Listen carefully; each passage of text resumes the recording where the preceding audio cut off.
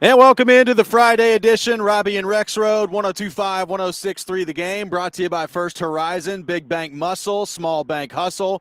Visit firsthorizon.com/get it all. I'm out at Duncan out here in Hermitage. I'll be out here throughout the show, and you're invited to come on out as well. 5205 Old Hickory Boulevard, and starting at 8 o'clock, the first 100 people in line will win free coffee for 100 days.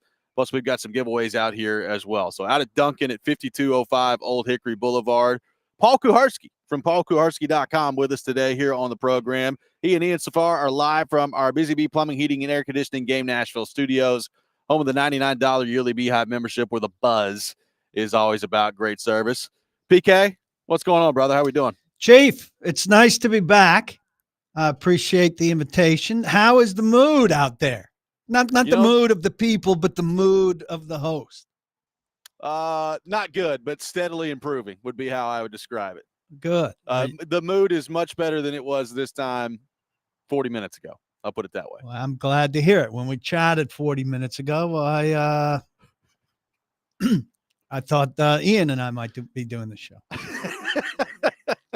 Well, it's a long show. We'll see what happens. And a long day for you. So off to a swimming start. Off to a very good start. Ian Safar, welcome back to the program today. How are we doing? Oh, thank you very much. I'm doing great. Happy NHL draft day to everybody out there. May the Preds forward pick disappoint once again. Yeah, that could happen. We'll see what happens on that front. We will get into that here in just a few minutes. PK, I do want to get just a status check from you. How are we feeling about the Yankees at this point with the calendar almost flipping to July the 4th?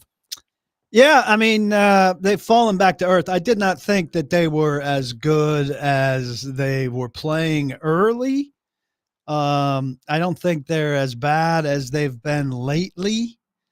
I do think they'll make a move or two, but if a move they make is Isaiah Kiner Falefa, I'm going to jump off a bridge. I mean, this guy was a disaster for him around. Did they need a utility infielder? Yes, but what they need to do is get an infielder that makes DJ LeMahieu their utility infielder.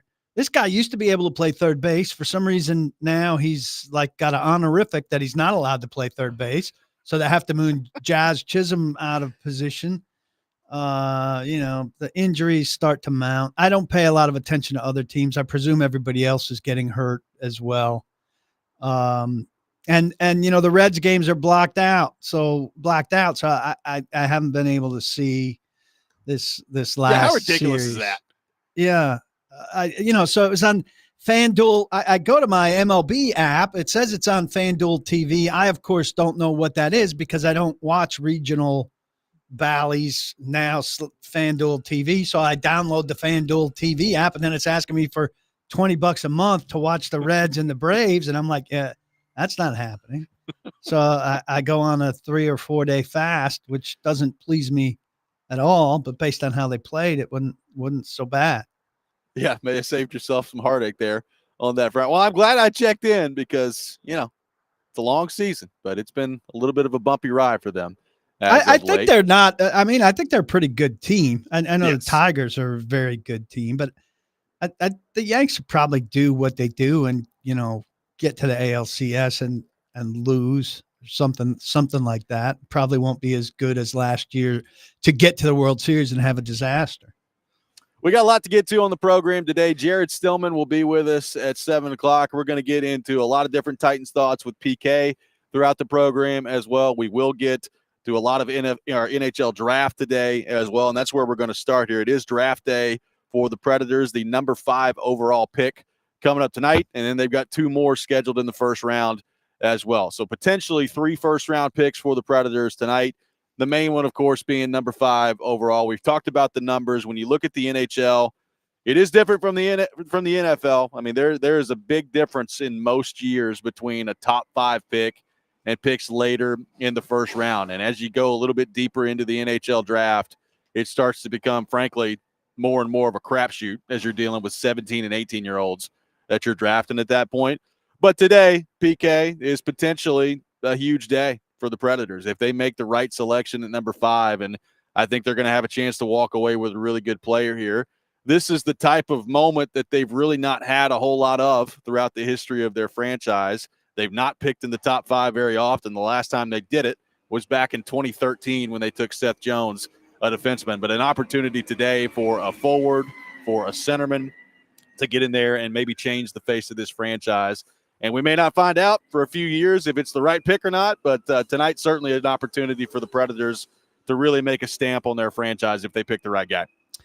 And the big question, seemingly, are they definitely going centerman, or if the right wing sneaks through, I guess, if he's there, is Porter Martone gonna be the guy? And Barry Trotz offering an example of somebody who passed on a center for a wing and certainly has had a lot of cause to regret it over time. So, it's the traditional, this goes on in every draft in every sport. Obviously they have a big hole in their system at center, and there are a lot of good centers here to choose from. But, if a wing arrives when you're on the clock, who you think is a better player, do you go against the organizational need to take the wing? And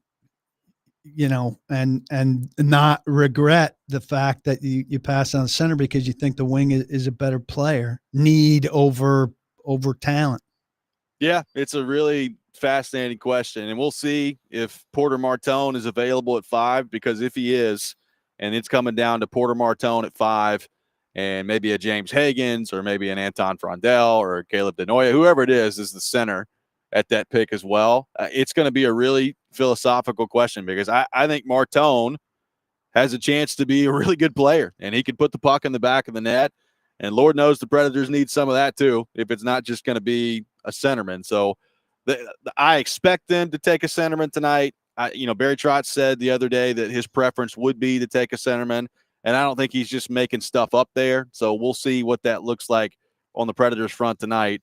But it's going to be a really fascinating night. And then the other part of this is, are they going to make all 3 of their picks tonight, or do they use maybe 1 or 2 of their later picks in the first round, or potentially some picks in the early part of the second round, which will be tomorrow? But this weekend, do they make all their selections? Do they trade out, trade back, get more? Or I guess the main question on the trade front is, do they start to package some of these picks that they've got together to help the team now? And PK, that is kind of the philosophical question that I think everybody around here is dealing with. They were so bad last year, and there was so much excitement about what they did last summer in signing Stamkos and Marchessault and Brady Shea and all these guys, and then they came out and finished 30th in the league, 3rd worst record in the league. And is that really what they are? Was last year a fluke? And if you believe last year was a fluke, how close are they to actually being in contention? How much work can you actually do in one off season to get in there? Frankly, it's hard to believe that they're close based on the way that last year went. But that's kind of the philosophical question that Barry Trotz is going to have to figure out here, of how much effort do you put into trying to make next year's team a legitimate contender, and does that path actually exist? And if Noah Dobson's your target, or one of your targets, what's the competition like? He looks like a pretty attractive guy to go get. And that's not just for you. That's for a lot of other teams, and a lot of other teams, frankly, who are a lot closer to being competitive than you are, right? That there are teams in the league who probably feel like they're Noah Dobson away from the playoffs, or Noah Dobson away from the Cup Finals. And so, you tell me, how competitive can the Preds be with an offer for him to get him in and then give him the kind of contract that he wants? Well, I think they can do it. They've got the assets. They've got a lot of draft capital. And then the question becomes, how much would you be willing to pay him on a contract extension? Because the reports are that Dobson out of New York is asking for more than $10 million per year, which seems like a lot. Now, he's a really good young player. The cap is going up. And that would mean at that point, if you do that, that you're investing, over $9 million in Roman Josi. at that point, if that's the contract he gets, over $10 million in Noah Dobson, and then $7 million in Brady Shea. So that's a whole lot of money that you're putting in on defense there. But again, the cap is going up. There are some health questions about Roman Josi right now, not only from a concussion standpoint because he sustained another one of those last year, but also he's just been diagnosed with POTS. So what's that going to look like by the time the season comes around? So it's something they definitely need a right shot defenseman. Noah Dobson fills that void. Dobson could play for you for a long time. I think it's something that the Predators, if he's available, should and will look at. But as you mentioned, PK, there's a whole lot of teams right now around the league that need that type of player. And there's a whole lot of teams that, frankly, are closer to the Predators to winning a championship that may be more desperate and willing to give up something to get that type of player. So that's Barry Trotz has got a decision to make here of like how much of the future is he willing to jeopardize and or throw out there to go get one of those guys. And whether it's on defense or whether it's at forward, does it make sense to do that with the timeline that you're at right now? Depending on who you ask, there are different answers to that question. But that's what makes tonight interesting. It's not just the number 5 overall pick, which is interesting enough in its own right, but I think there are going to be a lot of deals around the league tonight. So do the Predators get involved in that? That's going to be also interesting. I mean, they're kind of in a tough spot because they're not good, but they've got they're just a year removed from bringing in this veteran, significant veteran presence, and they're not especially young. And so, if you take the attitude that you're sticking and picking with all of these guys, well, then there seems to be, real veteran presence on the one side and youth you're waiting for on the other side. So if you believe that these guys last year, it was kind of an aberration of a season where people didn't perform as well as they will in their second year here and their second year in the system and all of that, then you need to get them some help that's going to be on the ice this year. Otherwise, you're just in limbo. And limbo is no kind of sales pitch, Robbie. No, it sure is not. And limbo is kind of exactly where they are at the moment. Can they get out of it? And you mentioned the age part of it. It's a great point because right now their roster is you got a lot of 33-year-olds, 34-year-olds, 35-year-olds, and you got a lot of 22-year-olds, 23-year-olds, and they are really light on the impactful 26, 27, 28-year-olds that are right in the prime of their career. Matthew from Jolton on the text line, driven by WilsonCountyHyundai.com, says, I feel like last year was a fluke just because of the start they had. They went 0-5, and then they were, 1-7? I think they were trying to play catch-up and couldn't. Now, they did go 0-5, and then they won 3 in a row, I think. So they got back to 3-5. But to the point, they never caught up and got any traction from their bad start last year. So that's all that's on the table for the Predators tonight as we kind of set the stage for the NHL draft. We'll take more of your thoughts on the NHL draft for the Predators tonight. Got some questions for PK on the Titans front that we're going to get into as well. All that's coming up next. This is Robby and Rexrode, 102.5, 106.3 The Game.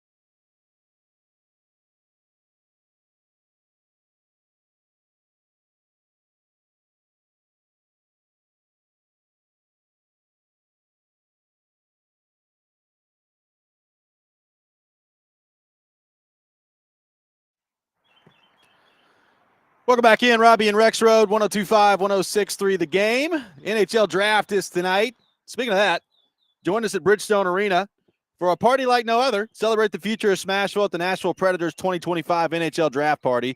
You can find more details at thegamenashville.com/events. You can catch 102.5 The Game's Draft Night in Smashville tonight, starting at 6 o'clock. I will be hosting that alongside Max Hers, and we'll have a whole lot of different folks rolling in throughout the night, including hopefully whoever the Predators take at number 5 overall. So looking forward to that tonight at Bridgestone Arena. That's powered by the International Brotherhood of Electrical Workers, Local 429. So again, draft night tonight in Smashville starting at 6 o'clock. One quick thought on that before we get into Titans. There's a whole lot of conversation around James Hagens right now, who I know a lot of Predators fans want. And this time last year, if you were looking ahead to this draft, he was the number 1 guy. And if you ask a lot of people, a lot of draft analysts around the league, he could fall tonight, maybe to 6, 7, or 8, somewhere in that neighborhood. PK, it's always interesting, and the NFL draft is this way too. It's always interesting this time of year when you start hearing about somebody falling, somebody not falling, somebody moving up. What is real? What is not real? What sort of games get played this time of year? And from the Hagen standpoint, I'm interested to see what that looks like tonight. Falling, why? Right? You want to know falling, Right. why? And when I started to read about these guys, I was intrigued by Frondell. Yep. And now I read stuff and I don't see anything that has him in the top 5. I know maybe he's not quite as crafty, but he seems more NHL ready. And so, I hear NHL ready, and you were just talking about kind of the valley between the young and the old guys here, and maybe his game is a little bit older than some of these other guys because he's been playing with men more over in the Swedish league. But I always wonder about this. Is he really falling? Are people doing well who want their guys up to indicate that he's down? Is somebody's agent better than his agent or worse than his agent, or what goes on with all that? Why would he be falling? I mean, his resume is, awfully good. So how do you sell him as falling? Yep, and that's going to be interesting tonight if that is actually the case or if it's just a smoke around the draft and some posturing that's going on. So again, 6 o'clock tonight. You can check that out. We'll have it covered from Bridgestone Arena. Still, he's going to be on with us at 7 o'clock. We'll get his thoughts on the NHL draft as well and what all that looks like for the Predators. Take your thoughts on that throughout the show. But we've had a lot of discussion on that this week and a lot of great interviews on our station about that, including Barry Trotz and Scott Wheeler and Alex Doherty. So if you missed that, make sure you go check it out wherever you get your podcast on 102.5 The Game. PK, we were talking yesterday on the show, and I was thinking about this as it relates to Brian Callahan this year. As we know, and we've talked with you at length about, offensive line was atrocious last year. Quarterback play was atrocious. And it makes you wonder, how much of the Brian Callahan offense did we actually see? How much of Brian Callahan as a play caller was actually allowed to be put on display last year? When you think about the fact that they really could not drop back any length of time without getting their quarterback killed. They had an offensive line that wasn't good enough. They had a quarterback that wasn't a good enough decision maker. And how much different could all that look as we move into this year with hopefully a revamped and improved offensive line? And again, hopefully better quarterback play, albeit out of a rookie who has not taken an NFL snap to this point. So, because as you look at it schematically, stylistically, Brian Callahan's offense, what are your expectations for what that should look like this year? And what are your expectations for what that looks like when it's operating at full capacity? Yeah, I think you could take all of the people out of it even and just kind of, and I wish I had the numbers in front of me, but just to take all of that out and look at what you want as a game manager to be calling during a drive, right? Second and 7, ideally second and 6, right? 3rd and 3, how often were the Titans in 2nd and 7 and 3rd and 3? Not nearly a high enough percentage of the time. Now we know why, all of the factors that you just mentioned. Offensive line that put them in bad spots, an undisciplined team that committed too many penalties and too many mistakes. You always hear it only takes one guy out of the 11 to make a mistake to blow up a play that ends you with a loss.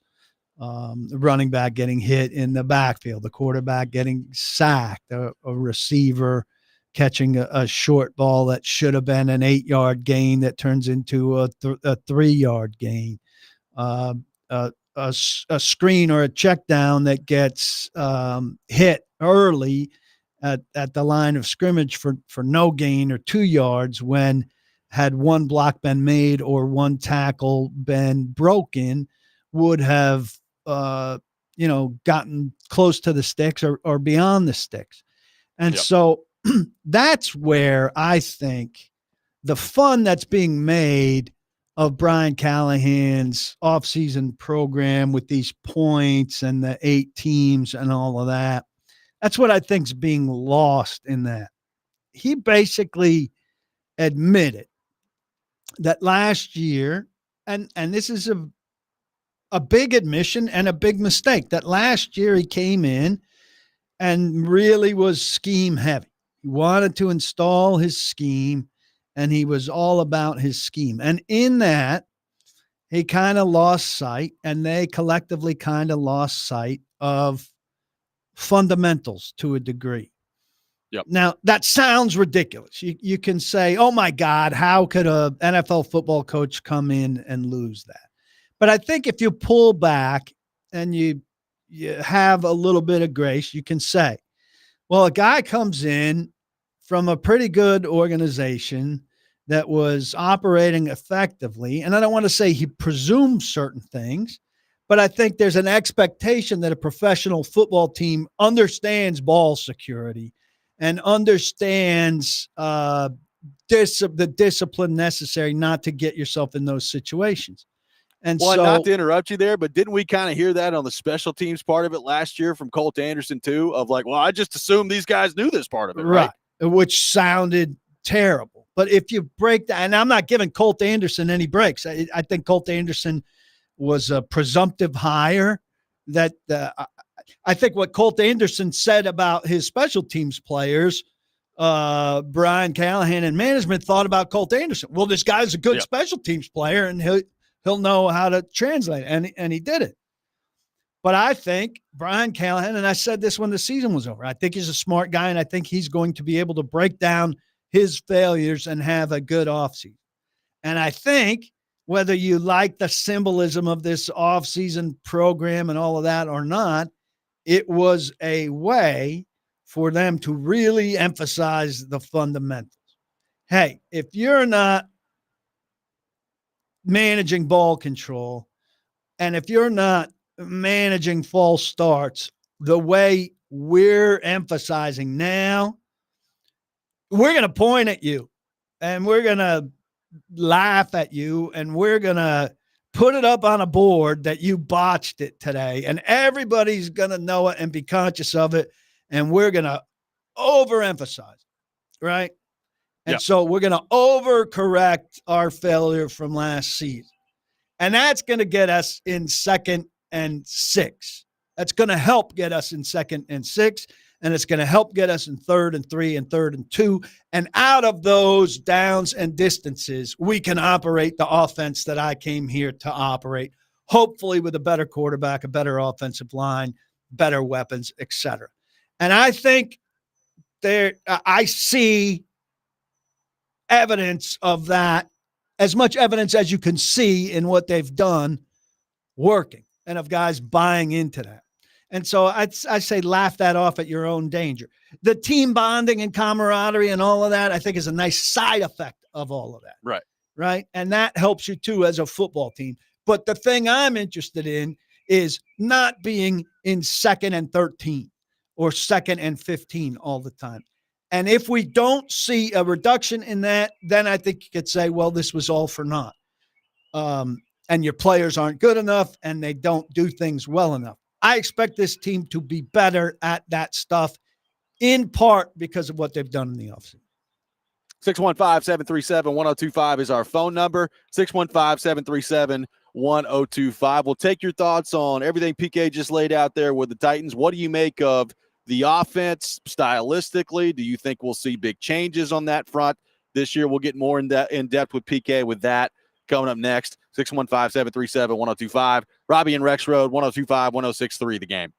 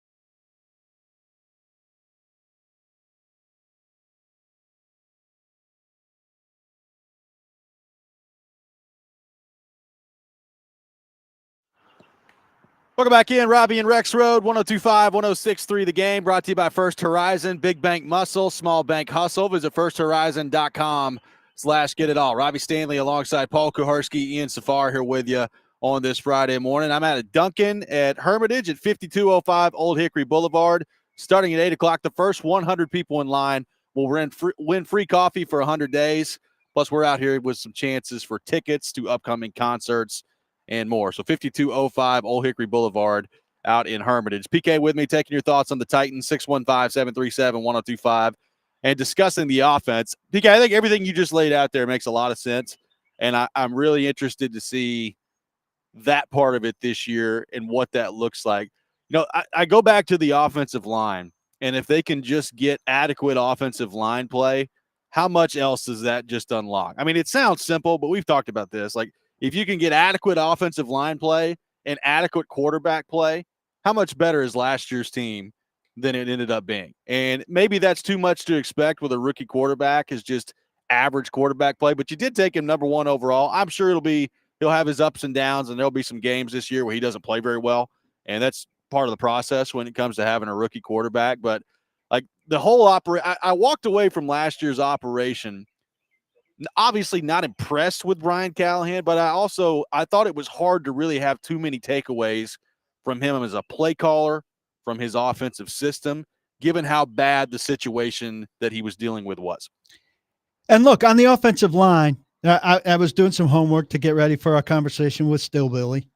And, that amounts to me going through his Twitter, really, because, all of his teases are on there, right? So I know what he's been talking about.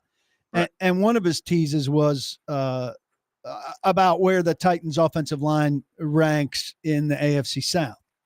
And so I went and ran through that, and maybe we'll discuss that with him because I'd like to know where they came out. But I went and looked at that, and where I came out is they may have the second best offensive line in the AFC South. Like Jacksonville, not very impressive. Houston, that is the big question because they traded Laramie Tunsil, and Cam Robinson's a big question mark on the left side there, and their left side is a big question mark. Indianapolis has the best players. Bernard Raymond has scored very well as the left tackle there. And Quentin Nelson's obviously a good player. He's been overhyped at times, but he's a good player. The Titans may have the second best. I mean, this sounds crazy. The words that are coming out of my mouth sound crazy considering where they've been, but they may have, I'm actually saying this, the second best offensive line in their division. That we're talking about 6 games of, we're talking about 4 games of play on their schedule where they could get the check mark in the preview box on offensive line, which is kind of insane considering where they've been. Yeah.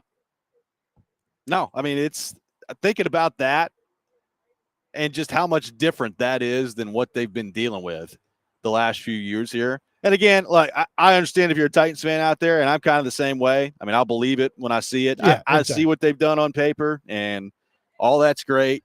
Can they go out there when game 1 rolls around and look like a competent offensive line, and how much better do they get throughout the process? So I get all that. But I guess, like, I look at Callahan, and I don't know how, and I don't think we got a whole lot of this last year. I didn't walk away from very many games or the season last year and think to myself, wow, Brian Callahan's play calling is a big problem.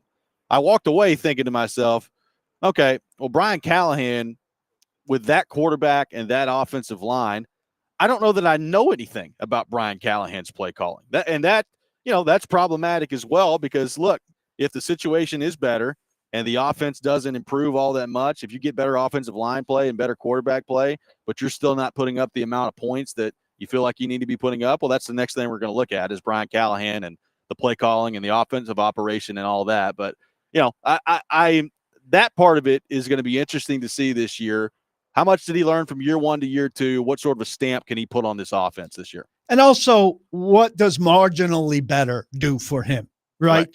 The wide receivers haven't gone from bad to great. And I think expectations are probably too high for some of these guys. 2 fourth-round picks in DK and Io Manor. We're watching them and we're optimistic about them. But how often the fourth-round pick wide receivers come out and have, big rookie years? Not very often. Right? So are they better than the middling receivers that the Titans were, counting on last year? Are they better than Bryce Oliver? We don't know what a better alternative is there. And Bryce Oliver in his second year, what kind of curve is he on? And then you say, well, if all of these guys have 300, well, how much opportunity? There's only so many snaps to go around. You're not going to have 6 wide receivers who all contribute 400 yards because the snaps aren't going on there. So I think we've put quite a shine on the wide receiver group because there's some depth there and there's some possibility there and everything. But more realistically, you have to say, hope, hey, maybe 2 of those guys do something. Maybe 1.5 of those guys do something. But what are the odds the 2 draft picks and Van Jefferson and Oliver and Restrepo all do? So that's 5 guys. 5 guys in the Tennessee Titans receiver room. 5 guys with middling resumes or status are not all going to emerge and be great for Cam Ward. It just doesn't happen that way. So I think there's more hope for the offensive line based on the status of those guys. I would agree. And this is, again, a point that you've brought up the last couple of years here, which is if one of Ridley or Lockett goes down, right?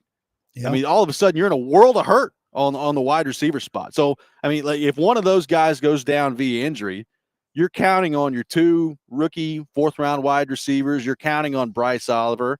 You're counting on Van Jefferson. And that's not a spot that you want your rookie quarterback to be in. So it's, again, a position where I agree they do have a little bit more depth in terms of like interesting guys that are in there that have potential, and we'll see what it translates to. There's still 1 injury away on the wide receiver front from just being absolutely in a world of trouble. And look, I'm optimistic about Tyler Lockett, but should I be? He's going to be 33 a month into the season. They've got him tabbed as a slot guy. His receptions last year tumbled down to 49 for 600. Now that's with a new coach in Seattle. Been pretty damn, productive. He's had over 107 targets for 1, 2, 3, 4, 5 seasons before last year. But you don't want 33-year-old wide receivers. You don't. Now, it's good to have him in the room and all of that. Sure. And I think he's a unbelievable guy. I think he will be an unbelievable guy for the team. But you know what happens to 33-year-old wide receivers? If they make it to 33 years old in the league, they smash into walls. They smash into walls. How many 33-year-old wide receivers have the Titans had who have maintained a production level? I mean, D-Hop. Does it exist? I don't know how old D-Hop was. He's 33 now, I think. Yeah, and I mean, he was pretty good the first year, and he started to fade. Also, D-Hop is, a Hall of Fame wide receiver whose production was insane for the bulk of his career. Now, Tyler Lockett has had a pretty good career, but there's a pretty good gap between him and D-Hop. So there's no doubt about that. I'm not begrudging them relying on Tyler Lockett. This is the sort of move they have to make given where their roster is. But he's a 33-year-old wide receiver. They're not going to try to pretend he's something else. You can't. 615-737-1025, our phone number. A question on the Cam Ward front that I want to get to with PK. Coming up next, we'll have Jared Stillman with us at 7 o'clock. We'll get into the Titans and, of course, the NHL draft coming up tonight with him as well. All that ahead. Robby and Rexrode, 102.5, 106.3 The Game.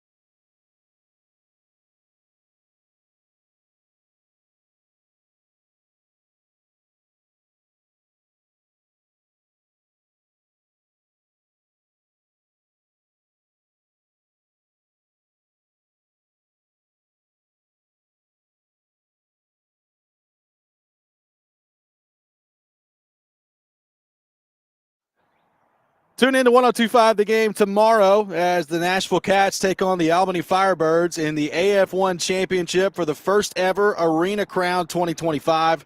Pregame starts at 11:30, kickoff at 12 o'clock, with coverage also available on the Game Nashville app and at thegamenashville.com. Robby Stanley, Paul Kuharsky, Ian Safar here with you on this Friday morning. PK, take it away. Yeah, I just wanted to take a moment to share two things I am celebrating today. 7 Springsteen albums previously unreleased, all out today in one Whoa. big batch. Now, It's like a holiday for you. unreleased for a reason, right? It clearly, some of them good that he decided just it wasn't the right time. Some of them he didn't think were release quality. So this is not for everybody. This is for people like me. But it's like 85 songs. It's ridiculous. Goodness. Spotify had like a countdown clock last night. I was trying to get to bed early. I got into bed when it like had a 35-minute countdown on it, and I wasn't asleep when the time came, so I fell asleep with it playing on my phone next to my head, and I drove in today listening to it. And this prompts me to urge my niece, Melissa, to name her child who will be born today, Bruce or Brucina. Wow. After a long struggle, Brucina, her surrogate will produce either a grand niece or grand nephew for That's my awesome. family, and another great grandchild for my 90-plus-year-old mother today in Chicago, Illinois. So everybody waiting eagerly for news of this child who Simon still can't figure out exactly what the relationship is. But very exciting. So Bruce or Brucina on the way. Okay. Well, you don't like awesome. Brucina? I've never heard that one before. No, I just made it up on the fly. just made it. Look, many male names just bleed into female names, but not Bruce. That's true. That is true. I've PK and I have developed a really nice friendship over the last couple of years. I've perhaps never been more honored than I am today that PK showed up and did this show when Springsteen has 85 new songs coming out today. Like if that's not a sign of the respect you have for me, I don't know what is. That's true. I actually have a couple things to do after this, though, in and out of the car. I'll be listening, but you know what I'll be doing the rest of the day? Is no doubt about Spotifying it. Spotify may shut down. They might. I mean, I don't know. If don't have the servers. If it withstood Taylor Swift, it'll withstand this, I would imagine. That's probably a good point.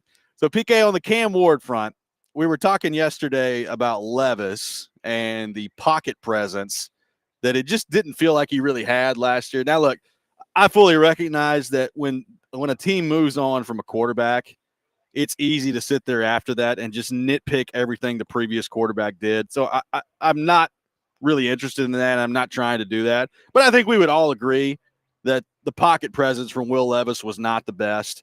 Sometimes the poise certainly was not the best. And the impressions that I get from Cam Ward is that both of those things could be significantly better, particularly the poise. But what do you make of the idea of, I guess, the calm that he brings to the table? And without having seen him take a meaningful NFL snap to this point, how equipped do you think he is to handle that part of it when the Bullets are live, once the NFL regular season begins? I mean, I think it's one of his better traits. I think we could see moments where he is, and I know a lot of people won't like this, too calm. In terms of now he's gotten rid of the ball on time in what we've seen, but on his Miami tape, there are times where he will pull the ball down and move backwards. You can buy yourself time at that level with his athleticism and with his headiness to execute what looked like Hail Mary plays, where you back around and you beat one guy and roll out to the other side and know you have an extra 3 seconds because the rusher coming has a lot of ground to cover. And these things don't generally happen at the NFL level. They happen sometimes for Jalen Hurts, for Patrick Mahomes, and maybe he turns out to be that guy who makes a miracle play once in a while. But the hit rate on those plays is not high. It's not going to be high for him early on. And that's one of the things that you can get yourself in trouble on. So, but Callahan's talked about this. You want to rein that in. Those are some of the plays that you say, no, yes, when he does things. And so they need to toe the line the right way. Now, do you have faith that Cam Ward will know how to do that, and that this coaching staff from Callahan to Holtz to Hardigree will be able to do that. That's a lot of what remains to be seen, and that's a lot of the intrigue that we're going to face here. I love that your ball cap is really getting the job done. The brim just covering the eyes. Meanwhile, behind you, it looks like a construction scene. And I think they've got there's a lot going on around I there. think they've got that banner facing the wrong way, unless they're really looking to show things off to the customers inside rather than the audience outside. Look, man, I'm just thinking about you right now. You're like the union workers that are you. you're like the union workers that are sponsoring the show tonight. Just getting the job done. I'm just getting the job done, and I'm a team player, and I'm here for PK. You got any That's sunscreen? what my job is. I don't have any sunscreen. Yeah, that could end up a really poor thing for me today. You're gonna be red. Really poor decision. The second time you're gonna be red today. We'll have Jared Stillman coming up with us next. We'll get his thoughts on the NHL draft. Predators picking at number 5 tonight. His thoughts on the Tennessee Titans as well. A lot of your thoughts to get to on our text line. We'll do that next hour. Keep them coming. 615-737-1025 is our phone number. Robby and Rexrode, 1025-1063, the game.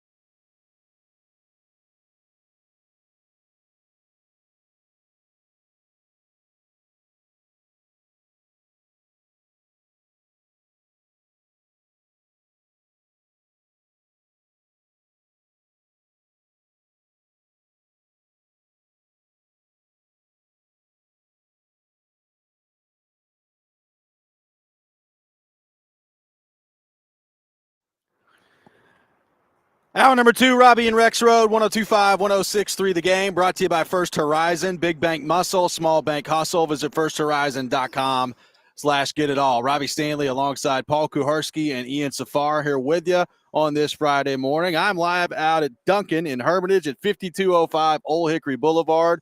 Starting at 8 o'clock, the first 100 people in line will win free coffee for 100 days. Plus, we're out here with some chances to have some giveaways to concerts and all that and more. So make sure you're out here. I'll be out here all show long at 5205 Old Hickory Boulevard at the Duncan in Hermitage. We welcome in our good friend Jared Stillman to the program. Stilly, how we doing? What's going on? Oh, man, so good to be on the program this morning. Happy draft day to everybody out there. The NHL draft, the day that if you're good means absolutely nothing to you, but if you're terrible like the Predators were last year, it's the only hope. Well, that's pretty well said. So let's start there. A lot of conversation about number 5 overall, what the Predators are going to do philosophically, if it's Martone that's there as a winger at number 5 versus Hagens, or if it's Martone and another centerman that you're in love with there. If you're Barry Trotz, what do you do? So I pose it to you. What do you want to see the Predators do tonight, specifically if that situation presents itself and it's Martone and another centerman? And how do you think Barry Trotz will handle that if that's the case?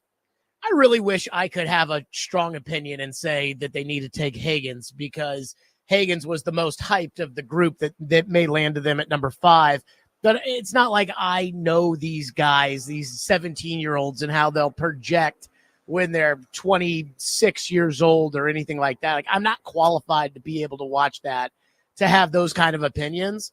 So I'll say the same thing I said yesterday, which was, all the chatter is that the Predators want to take Martone, which makes me think that they want to take Martone. I don't think the Predators are playing chess. I think it's probably, they are so into Martone because they want to take him, which he's not a center, and we all know they need a center. But at the same time, I mean, if he's the best player and you've scouted him and you say, oh, he is head and shoulders better than Brady Martin, and he is head and shoulders better than James Hagens, then you have to take him. And I mean, I go back to what Bob Knight said to the Portland Trailblazers in 1984, which was he was coaching the Olympic team. And they said the Portland Trailblazers, who we all know took Sam Bowie, asked Bobby Knight, who should we take? And Bobby Knight said, take Jordan. And the Trailblazers said, but he's not a center. And Bob Knight said, play him at center. Like, I don't care. Just get him on the court. And I'm sure the Blazers regretted that when they lost to Jordan in the 92 finals. So I guess that's a long-winded way of saying, I mean, just you got to take the best player. And we get too into this. We do this with football season. I remember last year, Mark Dominic was just banging the drum about the Titans taking Brock Bowers with the 7th pick. And I asked him the day of the draft, I said, okay, if you were the general manager and Brian Callahan and Bill Callahan are telling you we have to take Joe Alt, he's available, we have to take him, and would you say, okay, well, Bill Callahan is all in on this guy? And Mark Dominic said, when I was 35 years old, I probably would have. But at 55, I'm saying we're taking Brock Bowers and then we'll figure the rest out. And I don't know about you guys, but I think right now I would prefer to have Brock Bowers than J.C. Latham, even though tackles are very, very important because you got to take the best player. So if they think that Martone is better, and I mean, really projects head and shoulders better than James Hagens, then I think they have to take him. So I don't know if you heard the way I get ready for a conversation with you in these situations is to look at your Twitter feed because you tease all of your topics. So I don't know ultimately what you said. I know where you're heading. So at 3:34 yesterday, you said, would you trade for Noah Dobson considering he's 25, but he only had 39 points in 71 games last year and he was a minus 16.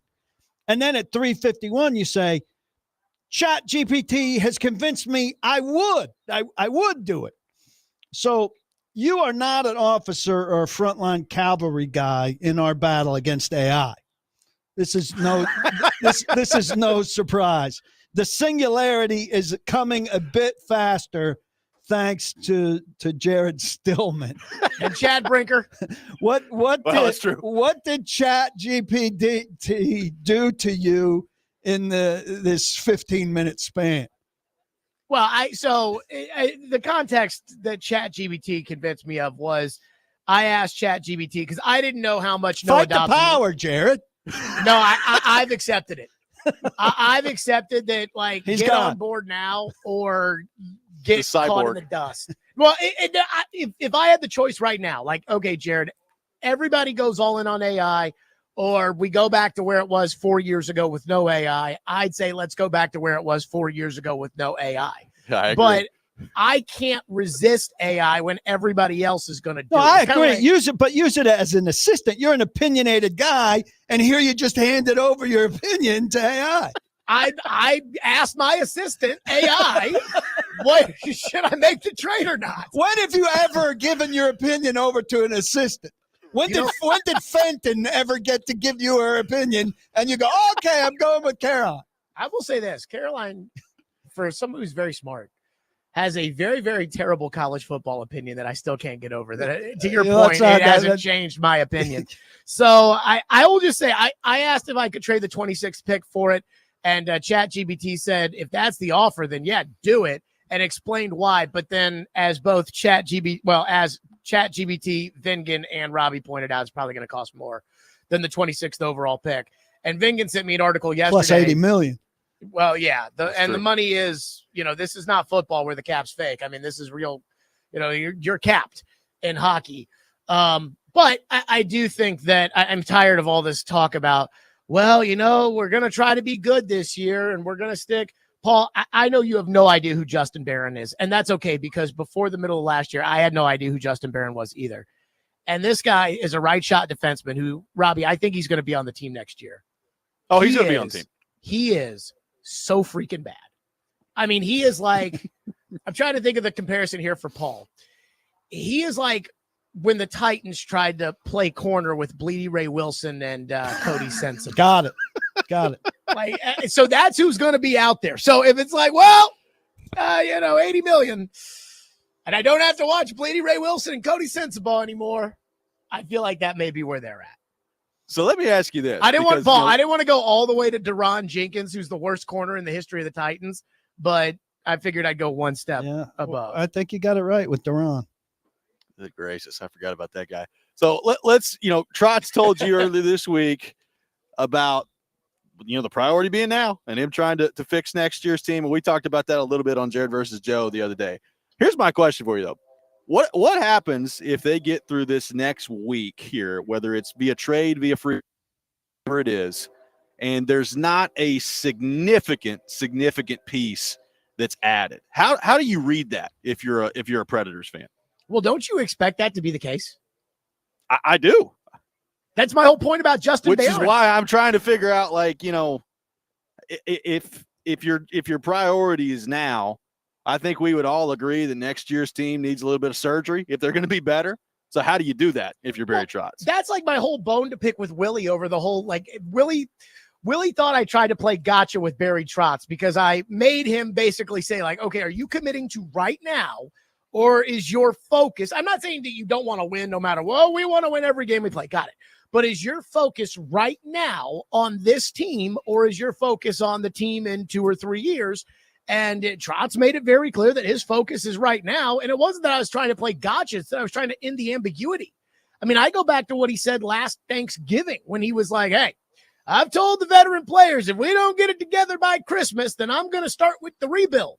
So are you rebuilding or are you not rebuilding? And then it's like, no, we're going to try to win this year. Okay, who's going to play center next to Stamkos? That might be Eric Halla or Fedor Svechkov. Well, you're not going to win if Fedor Svechkov, with 17 points through 50 games last year, is playing second-line center next to Steven Stamkos. You're not going to win if Justin Barron is out there.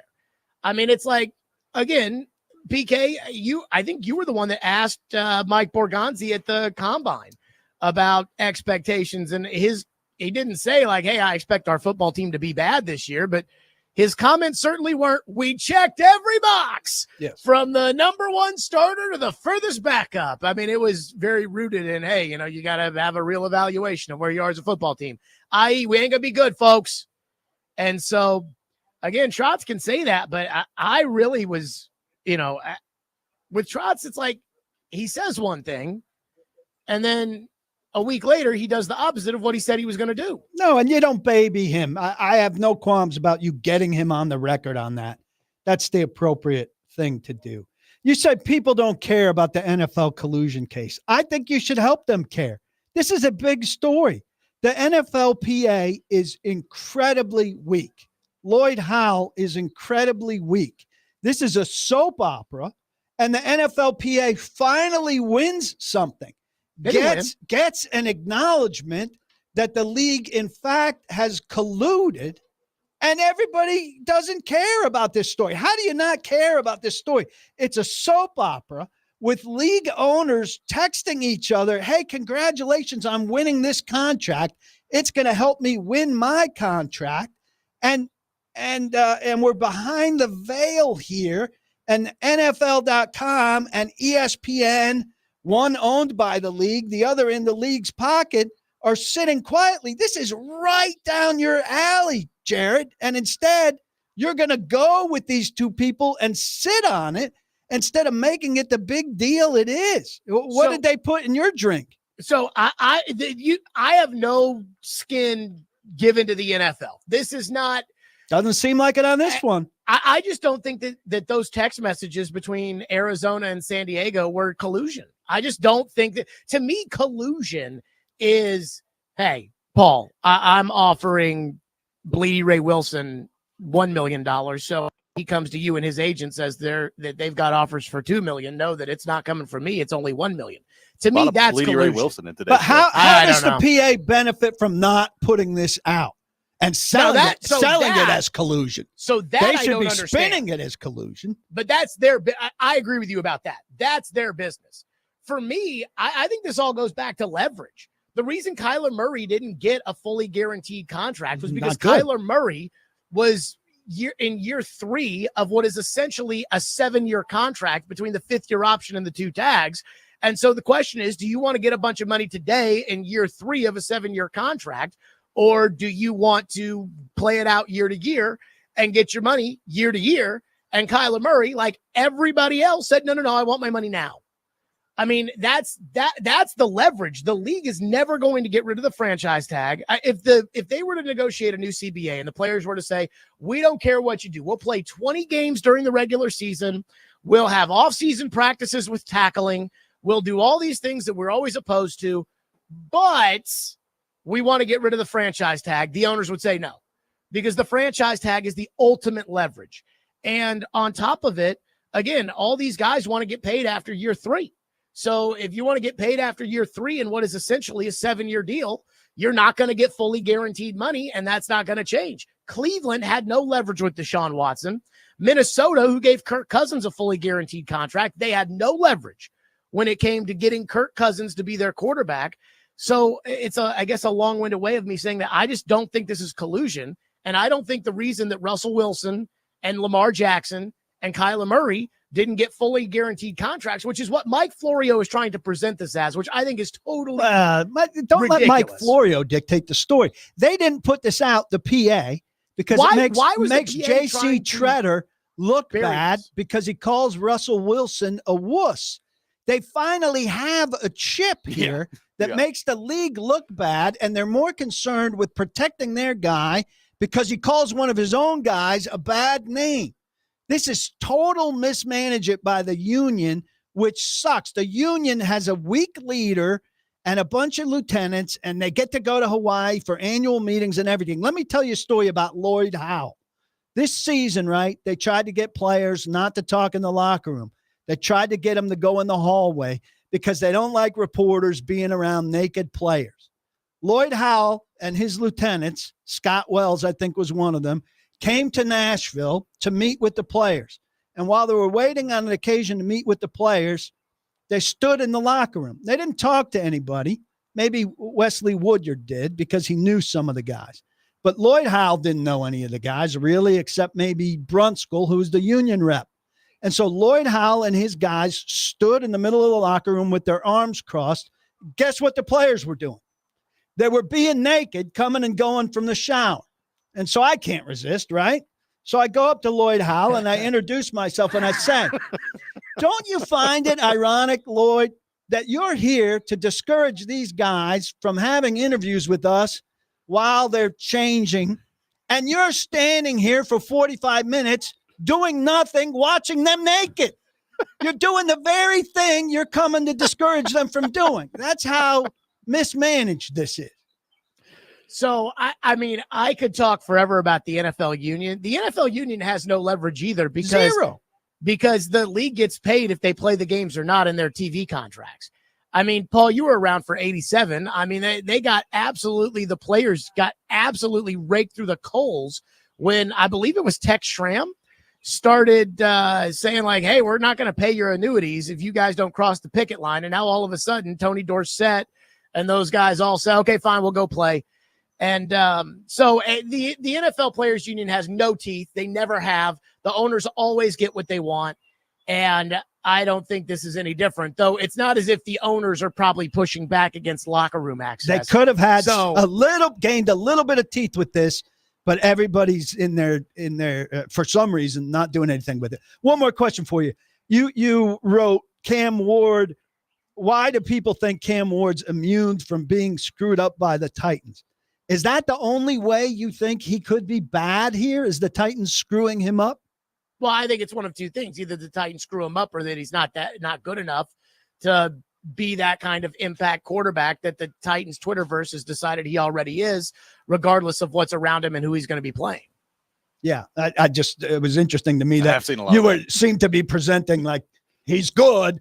Will the Titans screw him up? Well, there is a scenario where they screwed up by picking him because he's not that good. Well, okay, let's go through the quarterbacks. And I think you and I are going to disagree with this, but do you think Vince Young was just not good, or do you think that the Titans screwed up Vince Young? No, I think Vince Young didn't have the heart and the mojo and the work ethic to sustain goodness. And by the way, I look back at his rookie year because something I wrote about Cam Ward, I was saying like root for him to be as good as Vince Young, but it was as a rookie, but to want it more. And Vince Young's rookie year wasn't very good. I mean, his passing numbers stunk. The running numbers got him offensive rookie of the year. But the Titans, they maybe could have helped Vince Young more, but Vince Young wasn't interested in being the first guy in the building and the last guy out at all. So I wonder, though, if they had put an offense around Vince Young, instead of hiring the offensive coordinator of the guy who didn't want Vince Young. Yeah, it wasn't a great hire. Heimerdinger and Vince Young wasn't a great pairing. Well, and I was talking about Norm Chow, but if they had put an offense around Vince Young the way the Ravens did with Lamar Jackson, which is we know you're not the most accurate pocket passer in the world, but we want you to use your legs and we're going to run the football and you're going to run the football and then you're going to throw the ball off the run. Those kind of things, I do think that there's a chance Vince could have been really, really good. Here's the answer to that. The answer to that. He would have left here and somebody would have done that with him if they saw it in him. The 31 other teams would have said, hey, he's a guy I can do something with. And nobody did. So do you believe that through all the quarterbacks the Titans took, Young, Mariota, Locker, Levis, that all those guys stunk and that the organization isn't at fault for that? No, I think Mariota had a chance and injuries undid him and also his personality. Locker was just a bad pick. Levis was a flyer who I think has a chance to be a reasonably good quarterback in a different scenario down the road.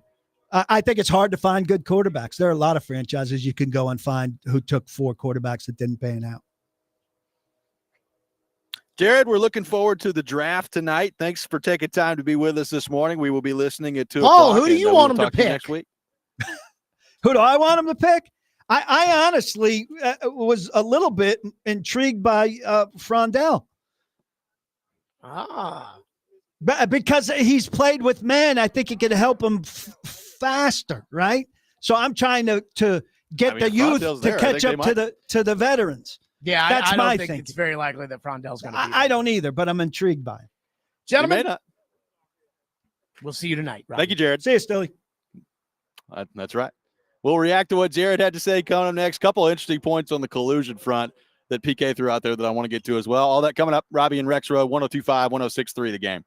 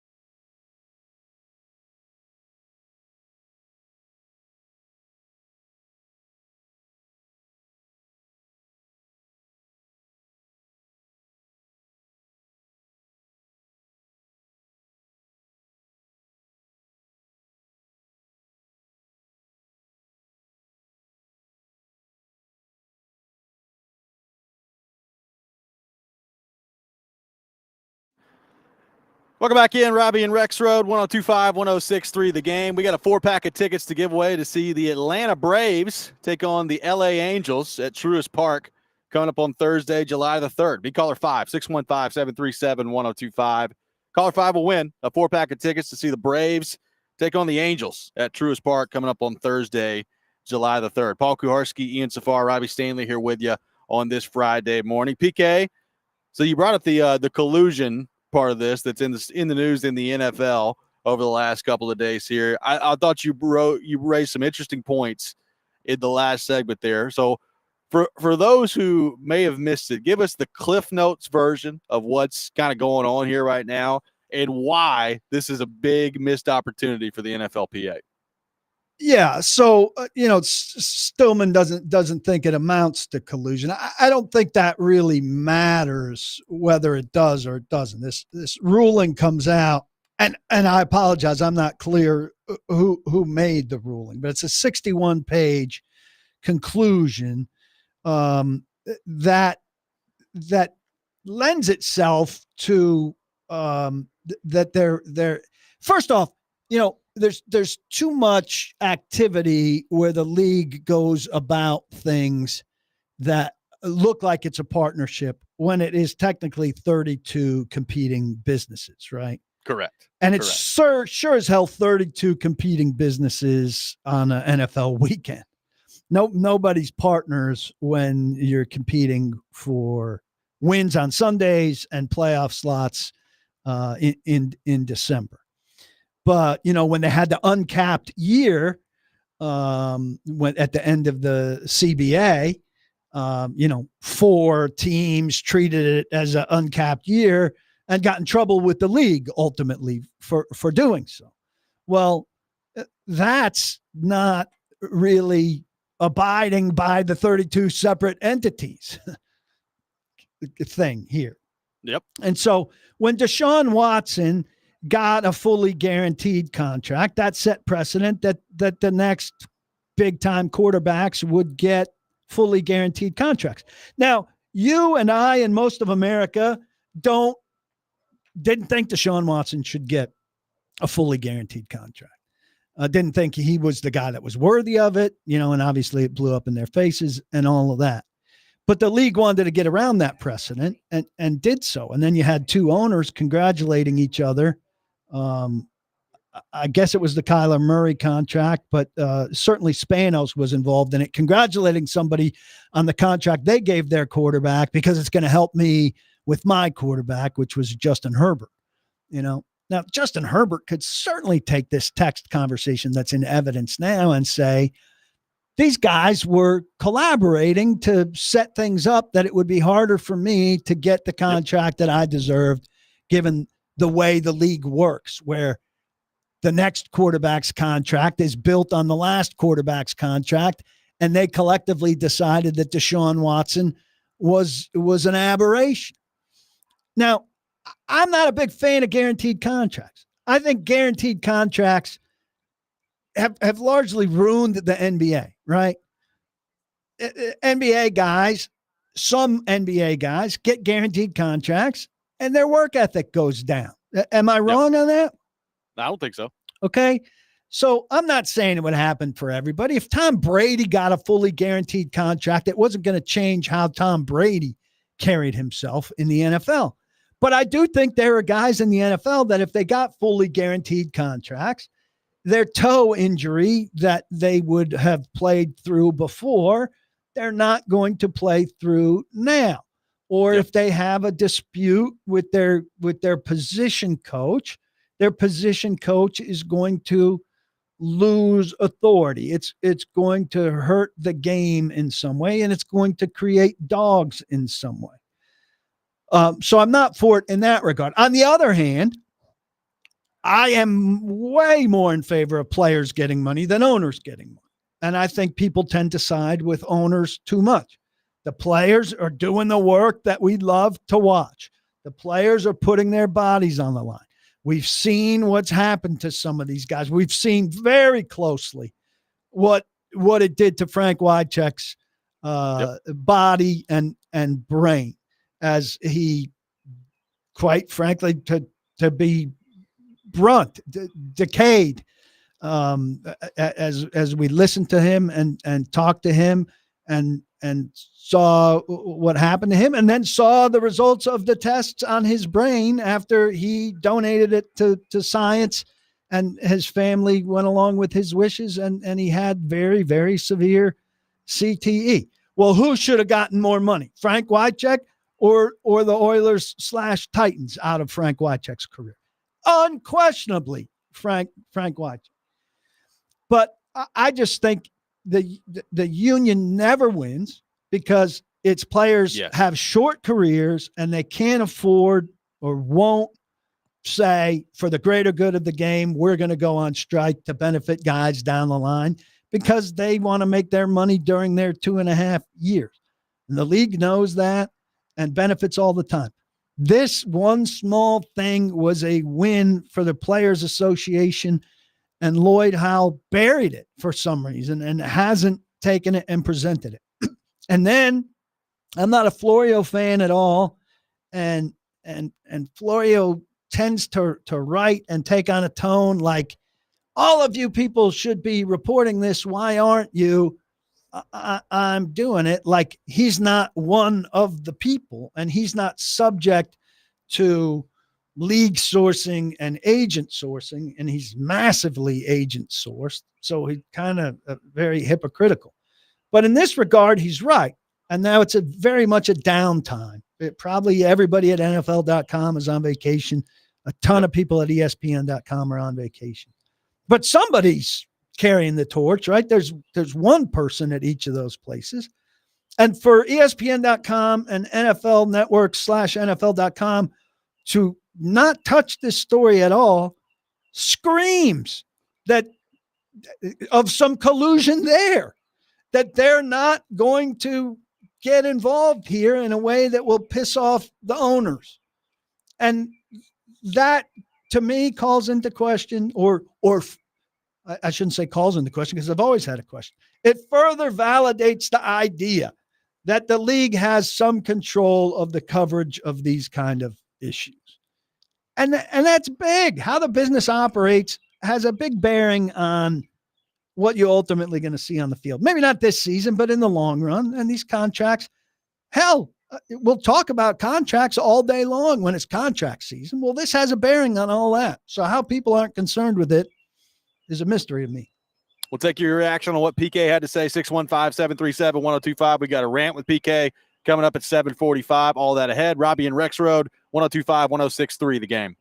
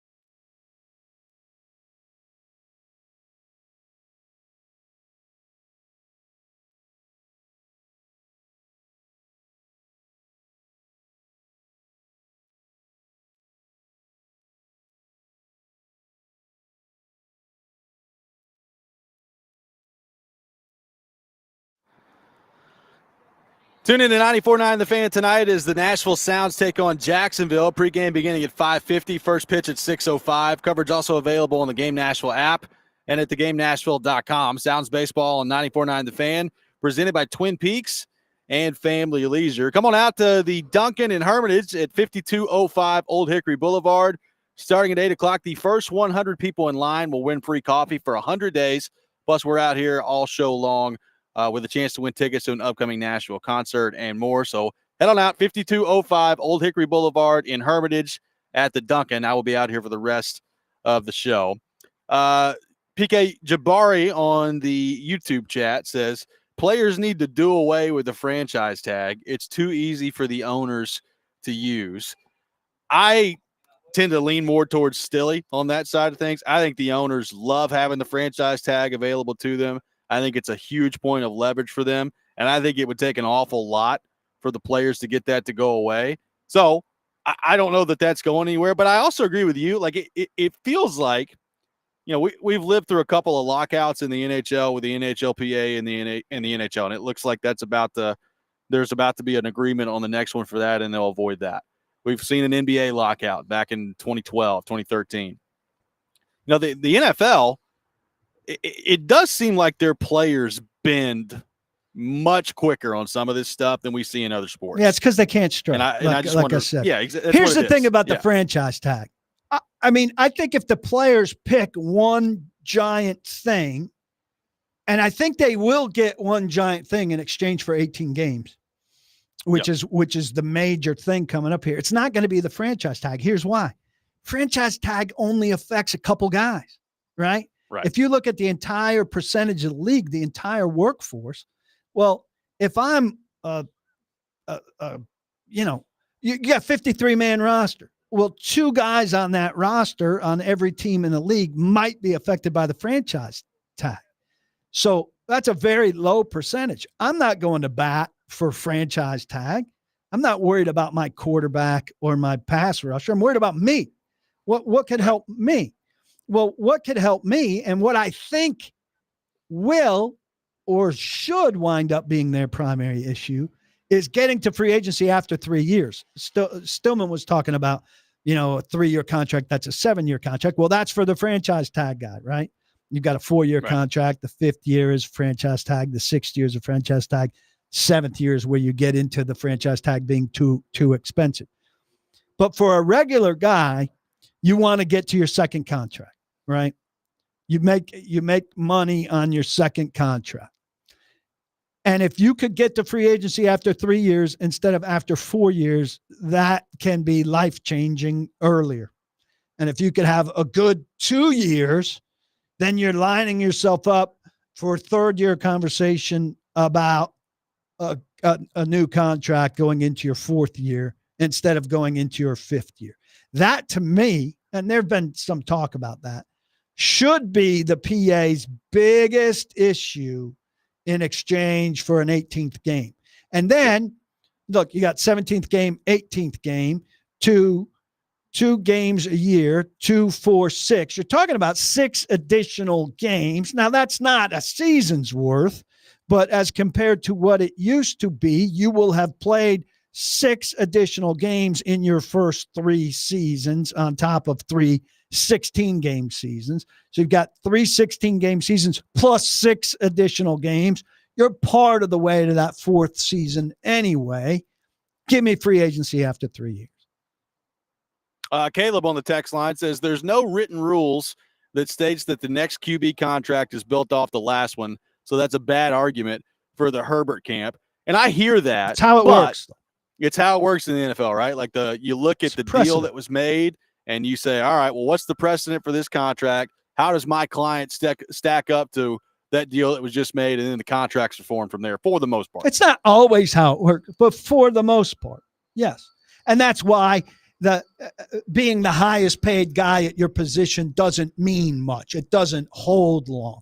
Mahomes got his deal, and everybody said this is actually a pretty friendly Kansas City deal, and he was the highest paid quarterback for a minute until the next deal comes. And most of the reporting on that says that. The advice Oh, No, go ahead. sorry. This is somebody's sending me some information, but I'll need to read it during a break. I thought it was a short note.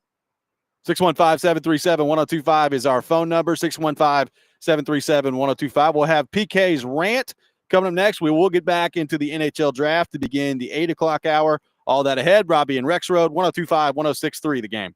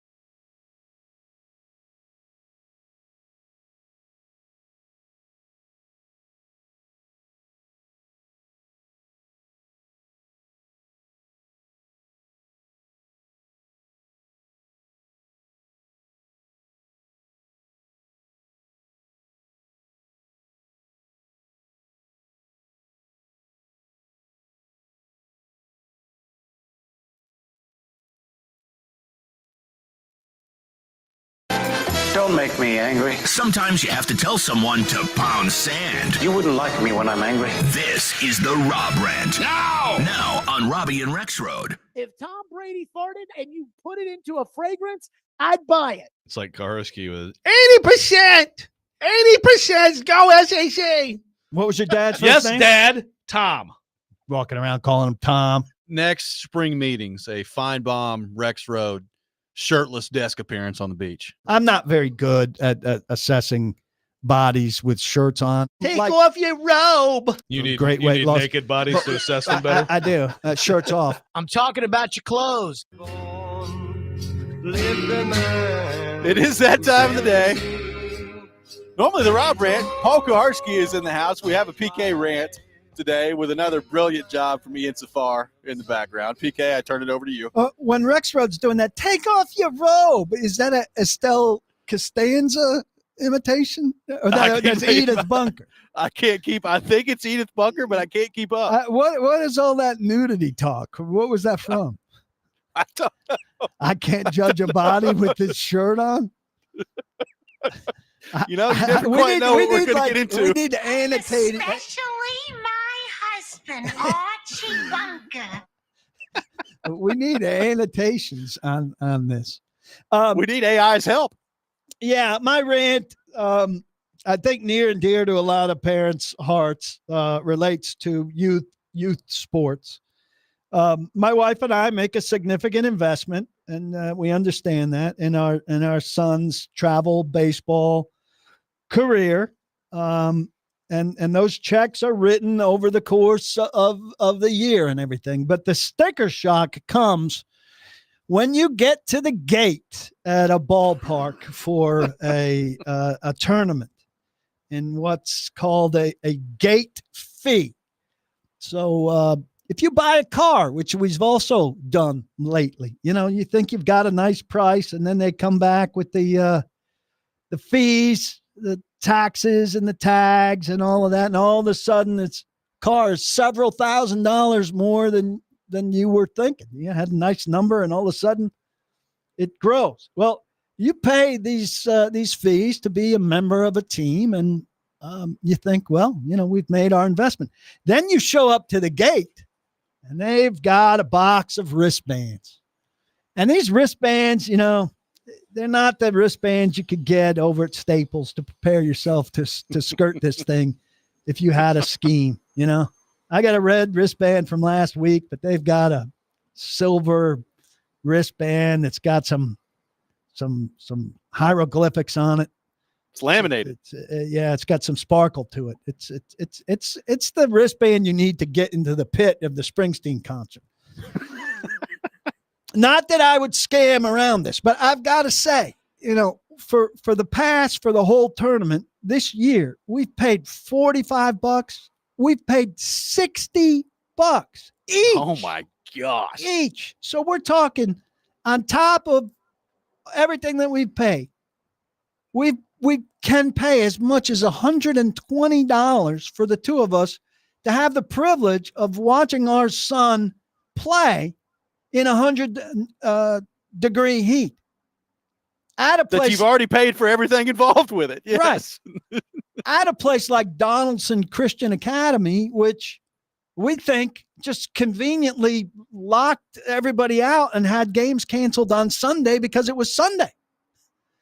And which, has a nice field and everything, but forces you to sit in the bleachers because they've got everything tarped off. So if you want to stroll on a hot day and watch the game from down the foul lines, you can't for some reason because they've tarped it off.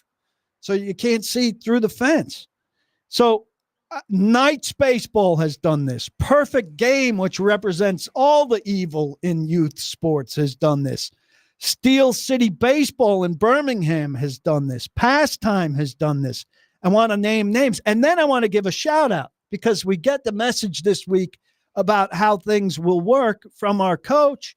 And he tells us that Triple Crown Sports, who's the head of the tournament Simon's playing in this weekend, headquartered in Murfreesboro. And if we're in the winner's bracket, it'll be in Murfreesboro. If we're in the loser's bracket, we'll wind up in Bellevue. Has no gate fees. Oh, yes. No gate fees. So major shout out to Triple Crown Sports for no gate fees. And again, I'll mention Knights Baseball, Perfect Game, Steel City Baseball in Birmingham, and Pastime, your scam artists, because we're already paying you as a team a gigantic fee for the privilege of playing in your tournament. And then you scam more money as a gate fee. There's nothing going on except someone's unlocking the gate. There are no concessions. There's no water. There's nothing. We step into your bleachers. It should cost $0. And when it's that hot, you should pay us. Screw all of you. I'm trying to think. So I graduated from high school in 2010. So it wasn't that long ago. I mean, it's 15 years. So, I mean, it's not a short time ago. We get it. You're young. It's really I'm kind of like just a baby chicken out here. Yeah. You barely need to shave. Yeah, I know. It's crazy. The gate fee when I used to play it, I want to say was like if you walked into a tournament was $5, maybe 10. Like you may run across a 10 every now and then. I'm like, what are people doing with a $60 gate fee? Like, are you replenishing the dirt on their field? Are you building a new park? Like, what's going on with the $60 greasing the pockets of the director? I can't figure that out for the life of me. Greasing the pockets of the director. Now, I don't have a problem at high school. You know, these high schools don't have money. They're not well funded. You know, you're helping the program. Sure. And if your kid's in a high school program, whatever sport, they need some help. I understand that. I'd rather write a check at the beginning of the season instead of, you know, or you can get a season-long pass like for all sports, whatever. I'm all right with that. That's just the way the world works now. But this thing's a different deal. That's what I've never even heard of that. Matt said Paul wasn't even done with his rant yet, and I'm already saying amen, brother, talking about the AAA travel hockey. I'm sure it's the same for hockey, for soccer, for everything. But tell me if your kid plays a sport that you don't pay some kind of gate fee for. I got one texter that says, played baseball my whole life. I hope and pray every day my sons don't want to play baseball. Today's baseball culture is the absolute worst. This is from an unnamed texter. Whatever sport you're going to have him play or he's going to fall in love with, as opposed to baseball, is going to have some form of the same nonsense. Trevor says, it sounds like a subscription to paulkuharsky.com about to go up from $7.99 to $14.99. $7.50. Double the prices, PK. Look, that's the price of a cup of coffee or a cocktail. That's a steal. I agree. Yes. And it ain't $120 for the weekend. No, it ain't either. Now somebody wants you to switch Simon to hockey. Other than the tens of thousands of dollars you pay each year, there's no gate fees to watch any of the games, and they sell cocktails and beer. Could be right up your alley. Yeah, because there's no gate fee because it's 5 o'clock in the morning. They don't want to hire anybody to sit at a table. I can't believe I've made it this far into the show without getting your thoughts on this, but I have to. So last week, you may or may not know this, Rexrode was laid up with gout. Severe gout attack. Oh, my God, he had another gout attack? I missed it. Severe gout attack. It was a bad one. And he came in the studio one day last week. It was Thursday. And PK, I looked to my right at one point, and Rexrode has his shoe off and his foot propped up to the chair you're sitting in right now. Actually, on the center chair? Yep. The center chair. His shoe was off.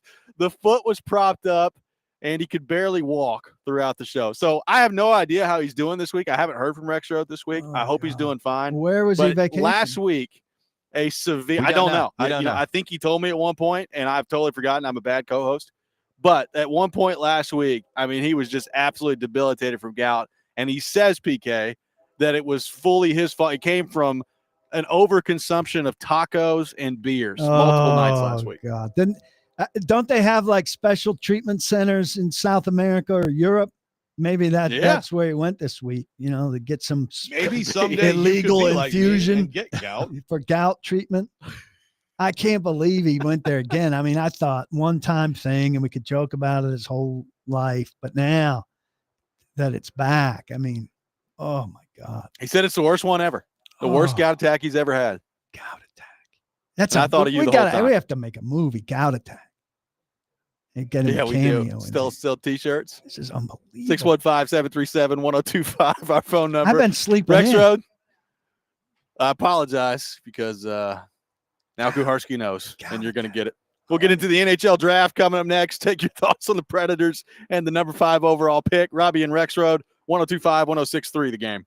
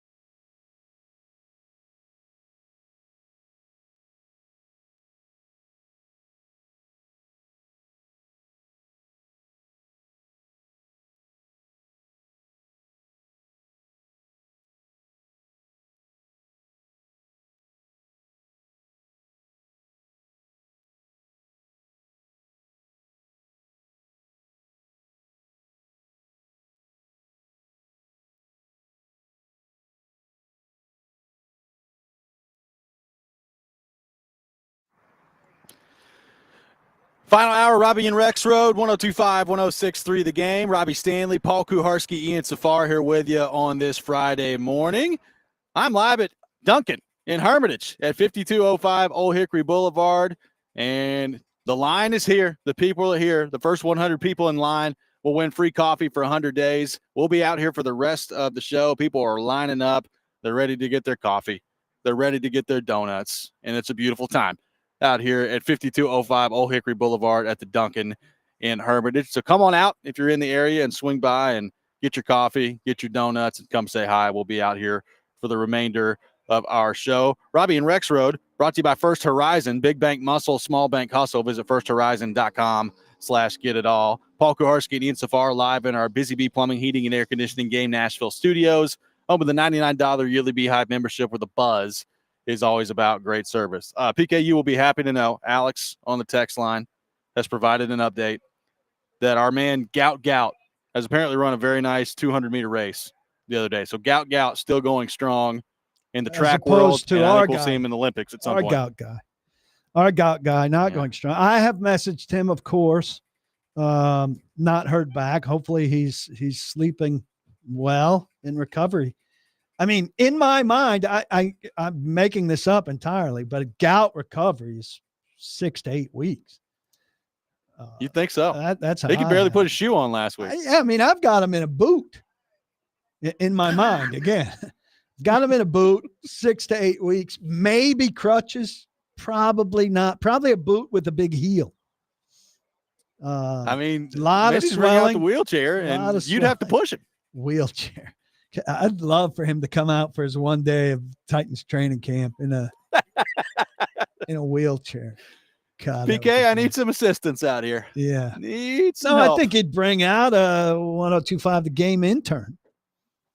Yeah, just roll him around out there. Roll him. But you got to elevate. Apparently, that's the key. You got to elevate the foot. That's what he said. So that's why his foot was just up in the air next to me throughout the entire show. Was it socked? Yes. It was socked. Yes. Thank God. If it wasn't socked, I think I may have had to throw him out. Leave the room. Yeah. Yeah. We had at least a socked foot and not a full-fledged bare gout-infested foot. That would be something. Yes, it would. The NHL draft is tonight. The Predators picking number 5 overall. They also have 2 more picks in the first round at 23 and 26. So it could be a very busy night for the Nashville Predators, a very consequential night potentially. If you select the right guy, you could be talking about a top player for your organization for the next decade plus. So we'll see who is available at number 5 and what the Predators decide to do. Again, I'll have your coverage starting tonight at 6 o'clock on 102.5 The Game alongside Max Hers at Bridgestone Arena. So looking forward to that. PK, it's a really interesting kind of philosophical question that could be presented to them tonight, because on the one hand, there are several different centers to choose from, and the Predators are in desperate need of a center. They've been in desperate need of a high-level center, basically from the moment they walked in the door over on Broadway and their franchise began in 1998. So it's been a long-standing need for this franchise. You know, I don't think there's a perfect comparison to quarterback in the NFL when it comes to hockey, because I don't think anything in pro sports is quite as important as the quarterback is. But the goalie is not that in hockey. To me, the closest thing is the centerman. And if you've got a Connor McDavid, if you've got a Sidney Crosby, you're going to give yourself a shot if you've got one of those guys. So on one hand, the Predators have a chance to draft potentially a top-line centerman tonight. On the other hand, there's a winger by the name of Porter Martone, who people think is going to be a really, really good player, and is going to be a guy that can put the puck in the back of the net. And the challenge with evaluating all of these guys, PK, is they're 17 and 18 years old, and it's just different when you're trying to evaluate people this young rather than 21, 22, 23-year-olds that are coming out in the NFL draft. So going to be very interesting tonight to see philosophically if Martone is available at number 5. Do they lean Martone and go with the winger, or do they try to nail down something they've not been able to figure out in the entire history of their franchise, and that is a legitimate, bona fide top-line center? So Corey Pronman of The Athletic has them passing on Porter Martone, has him lasting till 8 and going to Seattle, and has the Preds at 5, also passing on James Haggins, who's been a popular pick for them, taking Yep. Brady Martin. Okay. What do you think of that? Brady Martin, who's been playing in the Ontario Hockey Apparently, League. he's been a late riser from what I've been reading. 6 reading. feet, He's been a late 186. He's, from what I've read, not the same offensive upside as some of these other guys, but physical, competitive with goal scoring ability for sure. Yep. Yeah, for sure. I think he's got some of that, and I would not at all be surprised if Barry Trotz was interested in him. He kind of seems like a Barry Trotz type of player. And, you got to be careful with comparisons because everybody has to attach some sort of comparison with all these guys. Like, we've heard people compare James Higgins to Jack Hughes in New Jersey, or we've heard, Matthew Schaefer, the defenseman who's expected to go number 1 overall. A lot of people try to compare him to Cale Makar. I think you got to be careful with that type of game. But, one of the things we've heard about Brady Martin is, like, could he turn into one of those Sam Bennett type of players who obviously has been unbelievably effective with Florida the last couple of years in the Stanley Cup final? I think the Predators fans that are listening, based on the reaction that we've gotten on the show all week, based on what I've seen on social media, I think if James Higgins is there at number 5 and the Predators don't take him, there's going to be a lot of people that are upset by that. And look, James Higgins is not a perfect prospect. I mean, he's 5'10". He's got some size concerns. Now, he also, I think, has, if not the highest upside, maybe the second highest upside among forwards in this draft. I think he's got a chance to be really good. And again, I've not spent a ton of time watching all of these guys. I have watched more of them lately over the last couple of months here, but Higgins, I think, has the chance to be a really good player. And I think that's who Predators fans, for the most part, have zeroed in on. I think more the thing about Mark Tone is, to me, he might be the most NHL ready. Like, he may be able to play for them, if not this year, maybe as soon as next year. Now, I don't think you can base your drafting off of that. Like, you can't base your drafting off who's ready to play for you the quickest, but it doesn't hurt. And I think it does show you, physically, I think Martone is 6'3", and he's got good size to him. So from a size perspective, he's already kind of there. But it's going to be really interesting to see what Barry Trotz values, because he's been talking about trying to find a centerman since he took over the job, and now potentially an opportunity to do that. And if he passes on it, PK, I think a lot of Predators fans are not going to like that. How informed do you think the general, not the general Predators fan base, but the Predators fan base that has that will watch this draft, say, or that will be following it, how much do they really know about these guys? If you're latching on to a guy tonight, have they done more than watch some highlight video? Like, how do you feel like they've gone about picking their guy or developing an interest? Not the extremists. You know the group I'm talking about. Yeah, I do. I think, to that point, I think the majority of fans, and frankly, probably the majority of people covering the team, have just not watched these guys a whole lot. And there's a couple reasons for that. And even if you watch them, it's hard to know the context of the competition, and you're projecting. Exactly. I mean, there's no getting around that. You're exactly right. And, number one, it's just hard to watch these guys. Depending on what league you play, I mean, you got to either find all these different websites to watch and play, or you've got to really be into college hockey, depending on if they're. I mean, there's a lot that goes into it. So I think, here's my best guess on why James Higgins seems to be the guy that the Predators fans really want. It's because most scouting people and most draft analysts last year had him as the number 1 guy, and he was the number 1 prospect, and he was the guy that I think even still to this day, for people who think he's going to slide, think he's got potentially the most upside. They're just not convinced he's going to hit it, and there's risk involved with it. But I think the Predators fan base specifically is so starved for a guy with that kind of upside and that kind of ability that they've zeroed in on that. And it's just really, like, even me, who have, look, I've known the Predators are going to be out of the playoff mix and into the top part of this draft for months at this point. And I watched a reasonable amount of these guys, but even I don't feel like I'm some huge expert on watching all these guys and what they've done. So I think it's really hard for the, not even casual, but even the dedicated Predators fan. It's hard to really have a huge opinion on these guys based on how hard it is to watch them play. So what potentially dropped him behind Misa and maybe Desnoyers or other people if he lasts till 5? I think it's a couple things. I think number one, Misa had a great year. He was really, really good in juniors. And Schaefer, the defenseman, had a great year as well. So it was a combination of those guys playing, I think, a little bit better than people thought. And did I butcher Hagen's, Denoyers? Is it Denoyers? Denoyer. Denoyer. But you're close.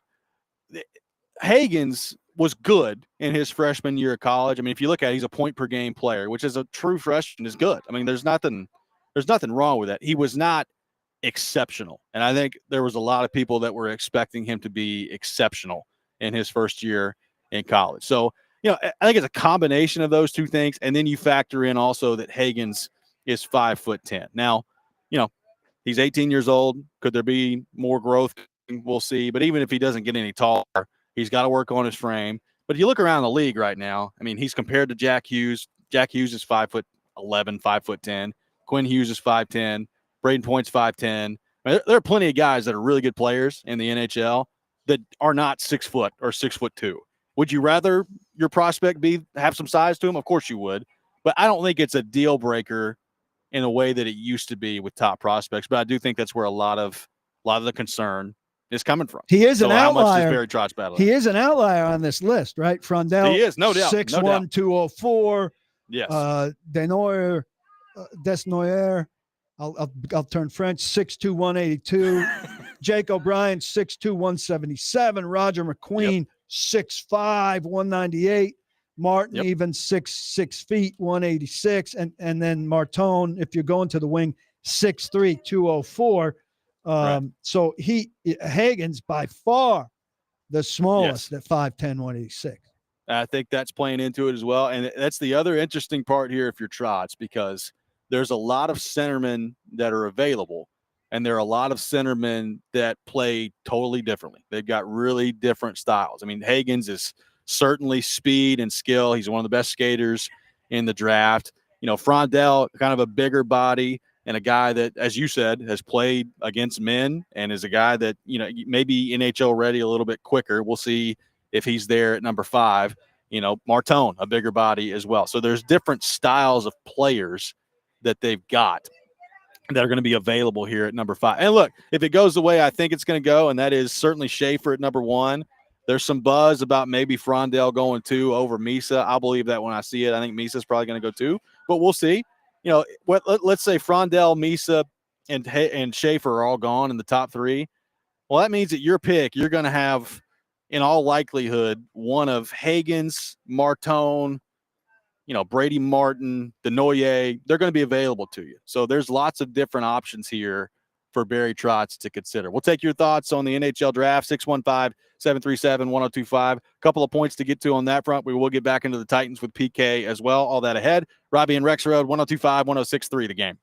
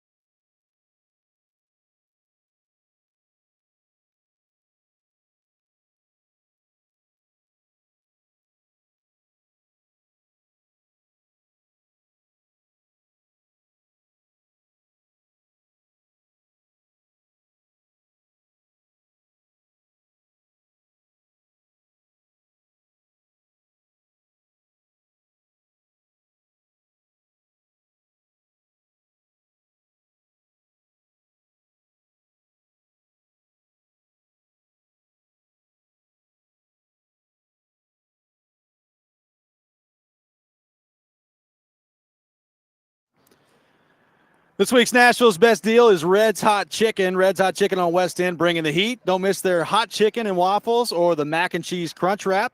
Grab a $30 gift card for only $15 while supplies last at theGameNashville.com/deals. Robbie Stanley, Paul Kuharsky, Ian Safar here with you on this Friday morning. The NHL draft is tonight. We're taking your thoughts on that. Predators picking at number 5 overall. Let's head to our 102.5 The Game phone line, driven by Wilson County Hyundai. Welcome in Ryan in Mount Juliet. Ryan, good morning. Thank you for calling in. Morning.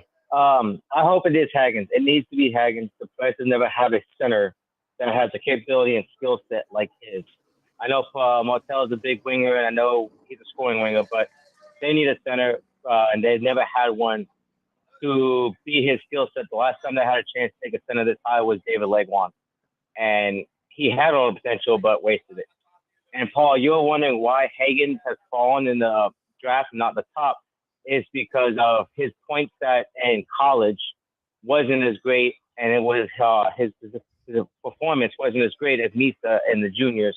And that's another reason why I want Hagens is Hagens still was a point-per-game player and played against men, while Misa, I know he's a good player, but he played against boys. And the difference is I'd rather have a guy, if I'm drafting, playing against men at a young age as a freshman compared to a guy playing against juniors and 18 and 19-year-olds. Let me ask you this. Hagens versus men as opposed to Frondel versus men. Rate the men. I don't think Frondel is going to make it to 5. Okay. I see that as well, but I still want to judge the caliber of men they've played against. So, and the other thing Frondel's competition, I think, is better. He is, and he also played on bigger ice, so you're going to have another adjustment on the ice side where Hagens is playing on the smaller ice. Good point. Yeah, thanks for the call, Ryan. Thanks. It's all worth considering. I think, look, Misa, first off, if Misa somehow dropped to 5, which he's not going to, but if Misa dropped to 5, I would pick up the phone very quickly if I was Barry Trotz, and that would be my pick. Misa is my favorite player in the draft. That's just me. I think he's going to be really good.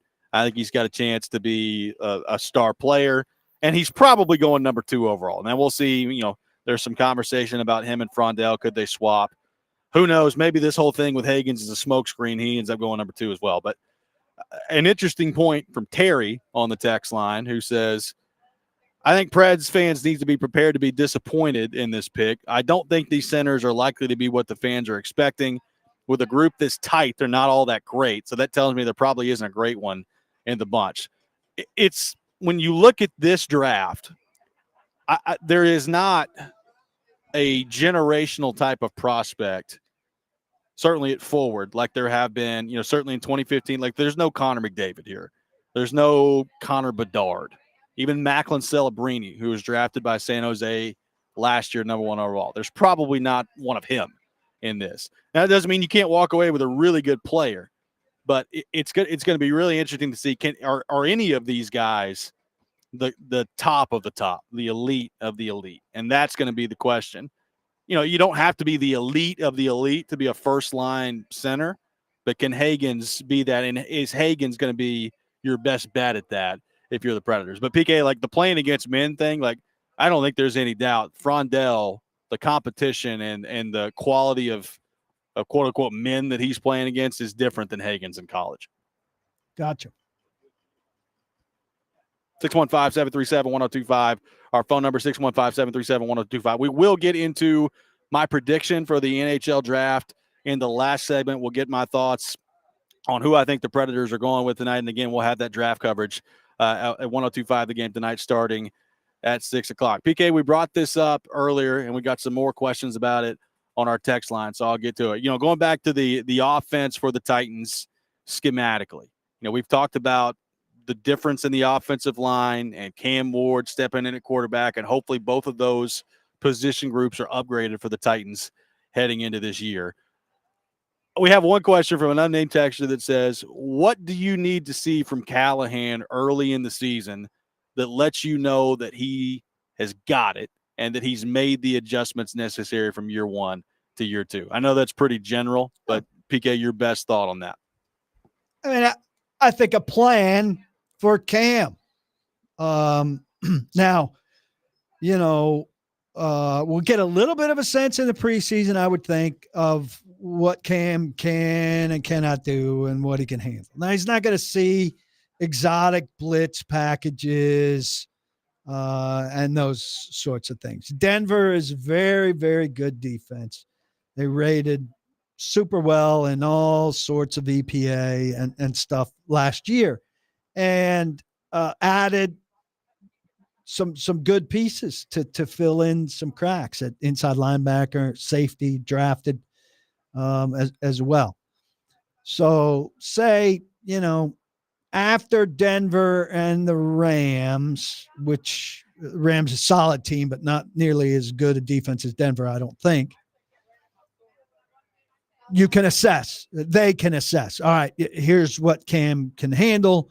Here's what Cam can't handle.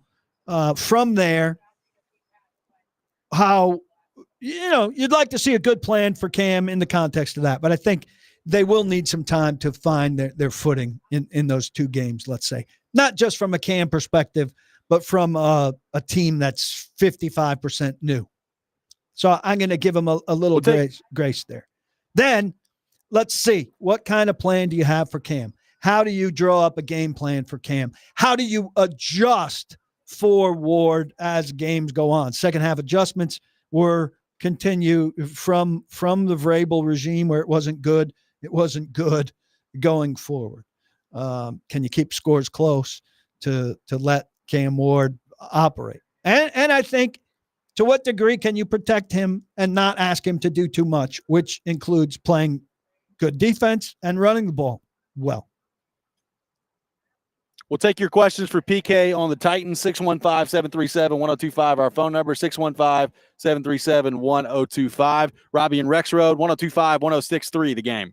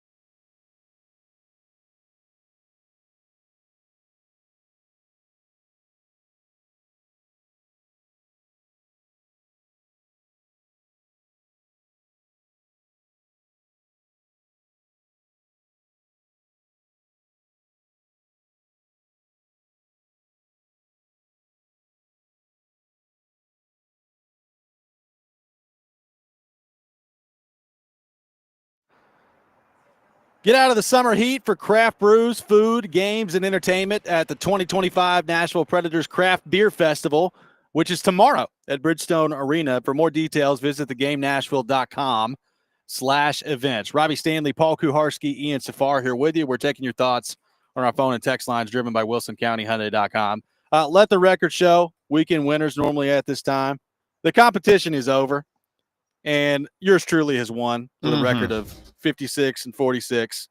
What's the 67 timetable points. on this thing? It seems to me like it should be a never-ending competition, like the Well, never-ending we story. reset here in a couple of weeks, and then we get, when football season, and we go back into pigskin pick 'em. But we usuually stop when the Cup final, the NBA finals are over. And So you Rexrode won? at one point had a huge lead And blew it. because you had helped him on some of this too, and then he just totally blew it. The Chicago White Sox don't win any games except when Rexrode picks them to lose, which is all the time. So Ian had a significant deficit when he took over for Keyser. He battled all the way back to second place. Rexrode's in last, and he will be buying pizza. Sounds good. I mean, I think pizza is okay on the gout diet, but what you should have settled on is what's the worst thing? He should have taken you out for steaks and then had to eat like a potato or whatever while he watched you guys eat steaks. That would have been more fun. Take him to the goutiest restaurant with drinking mead and eating steak or seafood or whatever, and he not partaking. That would have been true punishment. There may be still time to make an amendment. We may have to go. I think maybe you should do that. That's my proposal. I think I may be on your side. I just want to meddle a little Doesn't bit. sound like a bad idea. Ian, we agree. That's what we're doing. Not a bad We're idea. making an executive decision. He's not here to defend himself. It's what we're doing. Let's head to our 102.5 The Game phone line, driven by WilsonCountyHyundai.com. Let's come up with a clever name for it. The gout rewards. Yeah, we'll take your suggestions for that on the text line. Let's welcome in Adam in Portland to the program. Adam, good morning. Thank you for calling in. Dude, the goutiest restaurant sounds so sick to me, man. Like that sick, sounds like so, ill, or sick, like cool? Like no, not cool. Like puke, man. Who would want to eat at the goutiest restaurant? I don't know. You got to speak. You got to speak more like the youth. That's sick, man. Yeah, that's sick. Yeah, no, it's not good. Hey, Robbie, looking forward to hearing you tonight, big dog. I think you're gonna do good. I think we're all gonna be disappointed. Hey, not gonna talk about them right now because we'll let it happen before we get disappointed next week.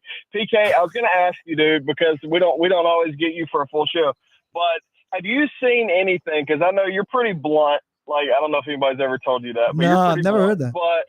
But have you seen anything out? Because of course we're going to be excited about Cam. Anything's going to be more exciting than what Levis did to us last year. But last year we were excited about Levis. So have you seen anything that Cam's doing that you could go, oh, Levis didn't do that last year? Is there anything that like jumps off the page at you?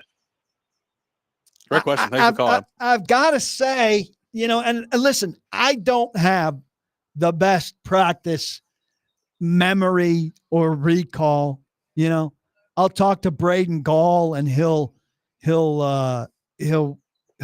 remember, a specific play. Well, he threw this crosser to so-and-so that really showed off this or that.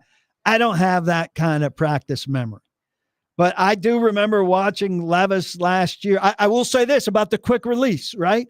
We're watching Cam Ward and he's got a very quick release. It's very impressive the way the ball comes out of his hand. Will Levis has a very quick release. And last year we were talking about the ball coming out of his hand. And that hasn't gone away for Will Levis. So when I'm watching Will Levis out there, he's got an impressively quick release. Now, his impressively quick release has been washed away by impressively bad decision-making and, not great anticipation. So Cam Ward's quick release is a great quality in Cam Ward. But if he doesn't have great qualities in other departments, we've been shown firsthand very recently, like as recently as possible, that it can be meaningless in the big picture of quarterback development. So let's not put too much weight in his quick release until we see it have meaning and not be overshadowed by other negative qualities, I would say. I just wrote early this week, free piece at paulkuharsky.com, about what I think of of his entire offseason and what reasonable expectations are for him. And I say, look, you can get all excited about him and want him to think he's going to be the next Patrick Mahomes, but you leave yourself a lot of room for disappointment. I think what is reasonable is say, hey, I hope he has Marcus Mariota's rookie year without the injuries, Yep. And if he does that and then builds on it better than Marcus did and stays healthy better than Marcus did, then we can be on to something. And why not look for that, which seems reasonable to me, instead of saying, whoever said it, Louis Riddick or whoever, hey, we've got Patrick Mahomes. Because if you say, hey, we've got Patrick Mahomes, you leave yourself so much room for disappointment. And why not get on a course where you expect something reasonable, let him surprise you if he becomes Patrick Mahomes? So that's my advice. I think he looked fine and solid.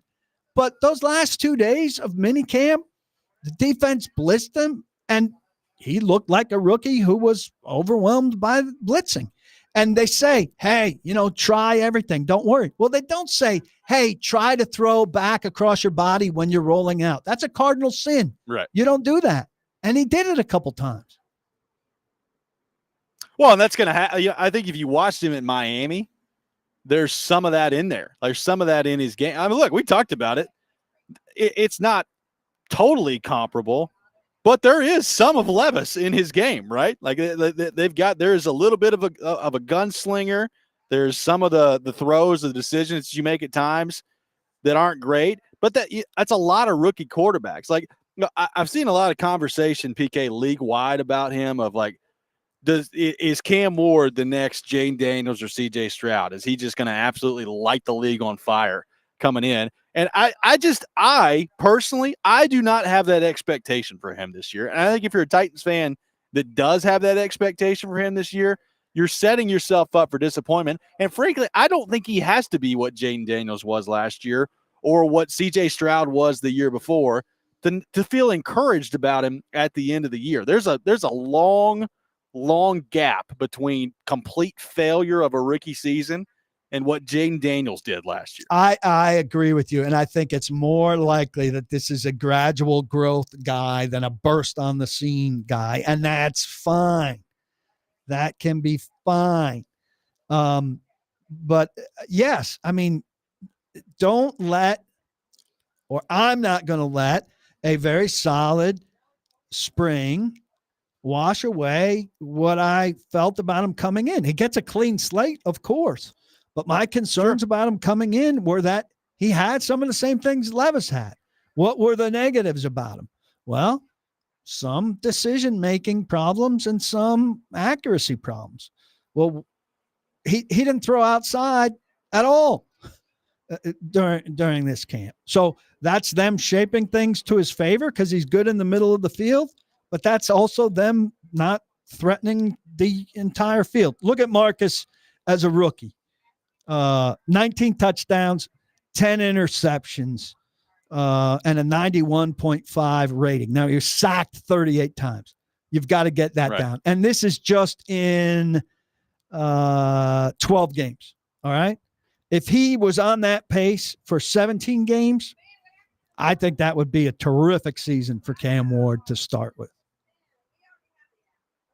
Got Daryl on hold. Let's head to our 102.5 The Game phone line, driven by WilsonCountyHyundai.com, and welcome in Daryl to the program. Good morning. Thank you for calling in. Hey, guys. Titans fans don't want to hear these types of things. They don't want to hear any negativity. I think Titans Oh, I know it, brother. I live it. They're among the worst about having irrational exuberance, as Alan Greenspan used to say about the economy. And the thing is, we're putting a lot of faith and trust in Cam Ward, and I think it's a bunch of hokum. And people are pointing to his confidence. You think Justin Fields didn't have confidence when he came into the league? Do you think, that every first-round quarterback doesn't have confidence when he comes into the league?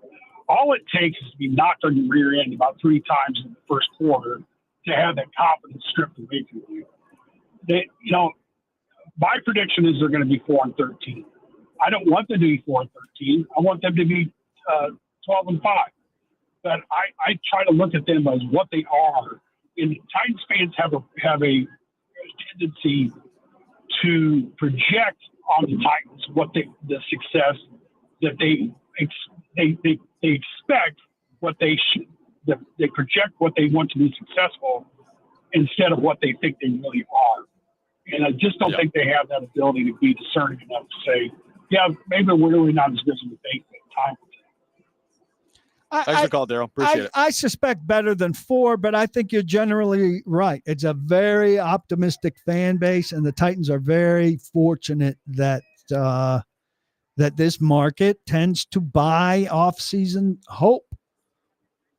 And with buying off-season hope, they seem to be buying PSLs at the new stadium, which is, very, very beneficial for them. I think they're incrementally better at a lot of places. Denard Wilson talked about them building bottom up. I haven't heard a lot of football teams talk about building bottom up. But to be frank, it makes sense. They've got a lot more access to bottom players than they do to top players. Now, when your second round pick, though, is a bottom up guy, Femi Oladejo, it's not to insult him, but he's not your number 1 pass rusher. Ideally, he's your number 2 pass rusher. And the number 1 pass rusher is an imaginary guy who is a first round pick next year. And Titans fans, I don't know if they're accepting that Draymond Jones is not a number 1 pass rusher in the league in the context of what number 1 pass rushers in the league are. Now, can he maybe do what Harold Landry did last year? I don't know if he's a 9.5 sack guy. They're probably going to get sacks by committee. I doubt they get enough sacks. I doubt they rush the passer well enough. I like that they're bigger, and at least they should defend the run better. But, they're making it like, hey, we decided that we're going to get bigger edges. Well, yeah, you decided that. You decided that after you weren't in position to get the bendy electric edge rusher that's the dominant guy outside because you didn't have access to that guy. Yeah, exactly. Well, and here's another thing I'll say on Daryl's point about the confidence part of it. I agree for the most part. Like, I think sometimes we overblow that because there's a baseline of confidence that someone's got to have. Will Levis to get is confident to this level and be an NFL player. Will Levis confident? Yes. What I will say is outwardly, like if you've been a Titans fan long enough and you watch the way that Marcus Mariota conducted himself, which was fine. Like Marcus is a great guy, but you never got the vibe watching Marcus that like this guy is just oozing with confidence out there. That's why you see Cam Ward. I'm coming in here and we're winning this game. Exactly. Like you just never got that. Like I was in borderline shock when he stiff-armed Barry Church and reacted the way that he did. So because of that, like if you've watched that throughout the history of your franchise and you've never really had kind of that brash guy at quarterback for the most part, that's why Titans fans are reacting to Ward the way that they are. And they're excited, and he's not taking an NFL snap yet. I think you're right on that. But in the context of that, don't take him jawing with Jeffrey Simmons and give that some massive meaning. That is not important. It's not important. That's Jeff doing Jeff things and Cam reacting out of respect to the guy who's been the team leader on a team with insufficient leadership for a long time. And it makes for snazzy headlines and it gets a lot of clicks. Should you give a damn that Cam Ward and Jeff Simmons jawed back and forth during minicamp? Like that's a big football development? That is not a big football development. It's not. Trust me, please. Couple more questions to get to with PK on the Titans front. I'll give my final thoughts on the Predators and the draft as well. We'll do all that coming up next. Robby and Rexrode, 102.5, 106.3 The Game.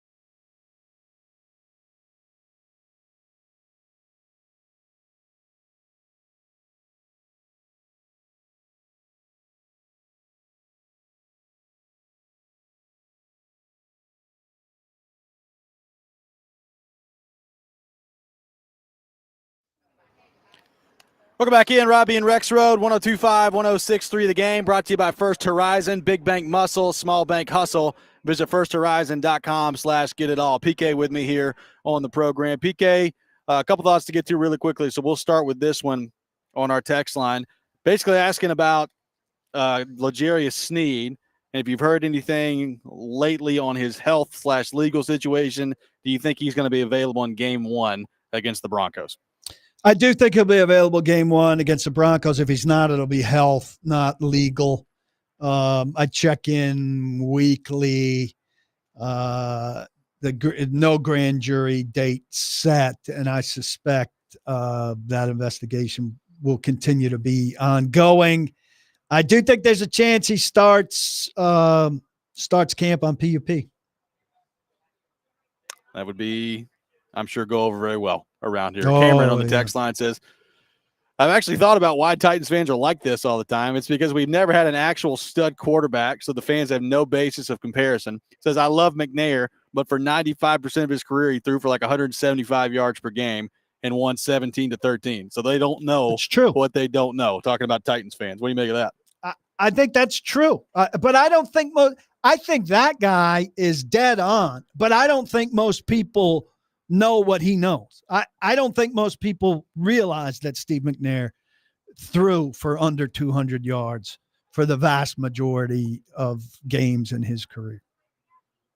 I think they think of him as more productive passer than he was, not that he wasn't a great football player. Trevor says, PK calls Titans fans an optimistic fan base. I say they're a delusional fan base. This is from Trevor on the text line. So we'll see. In that large percentage of optimism, there is also in that large percentage, there is a large percentage of the word he used, not me.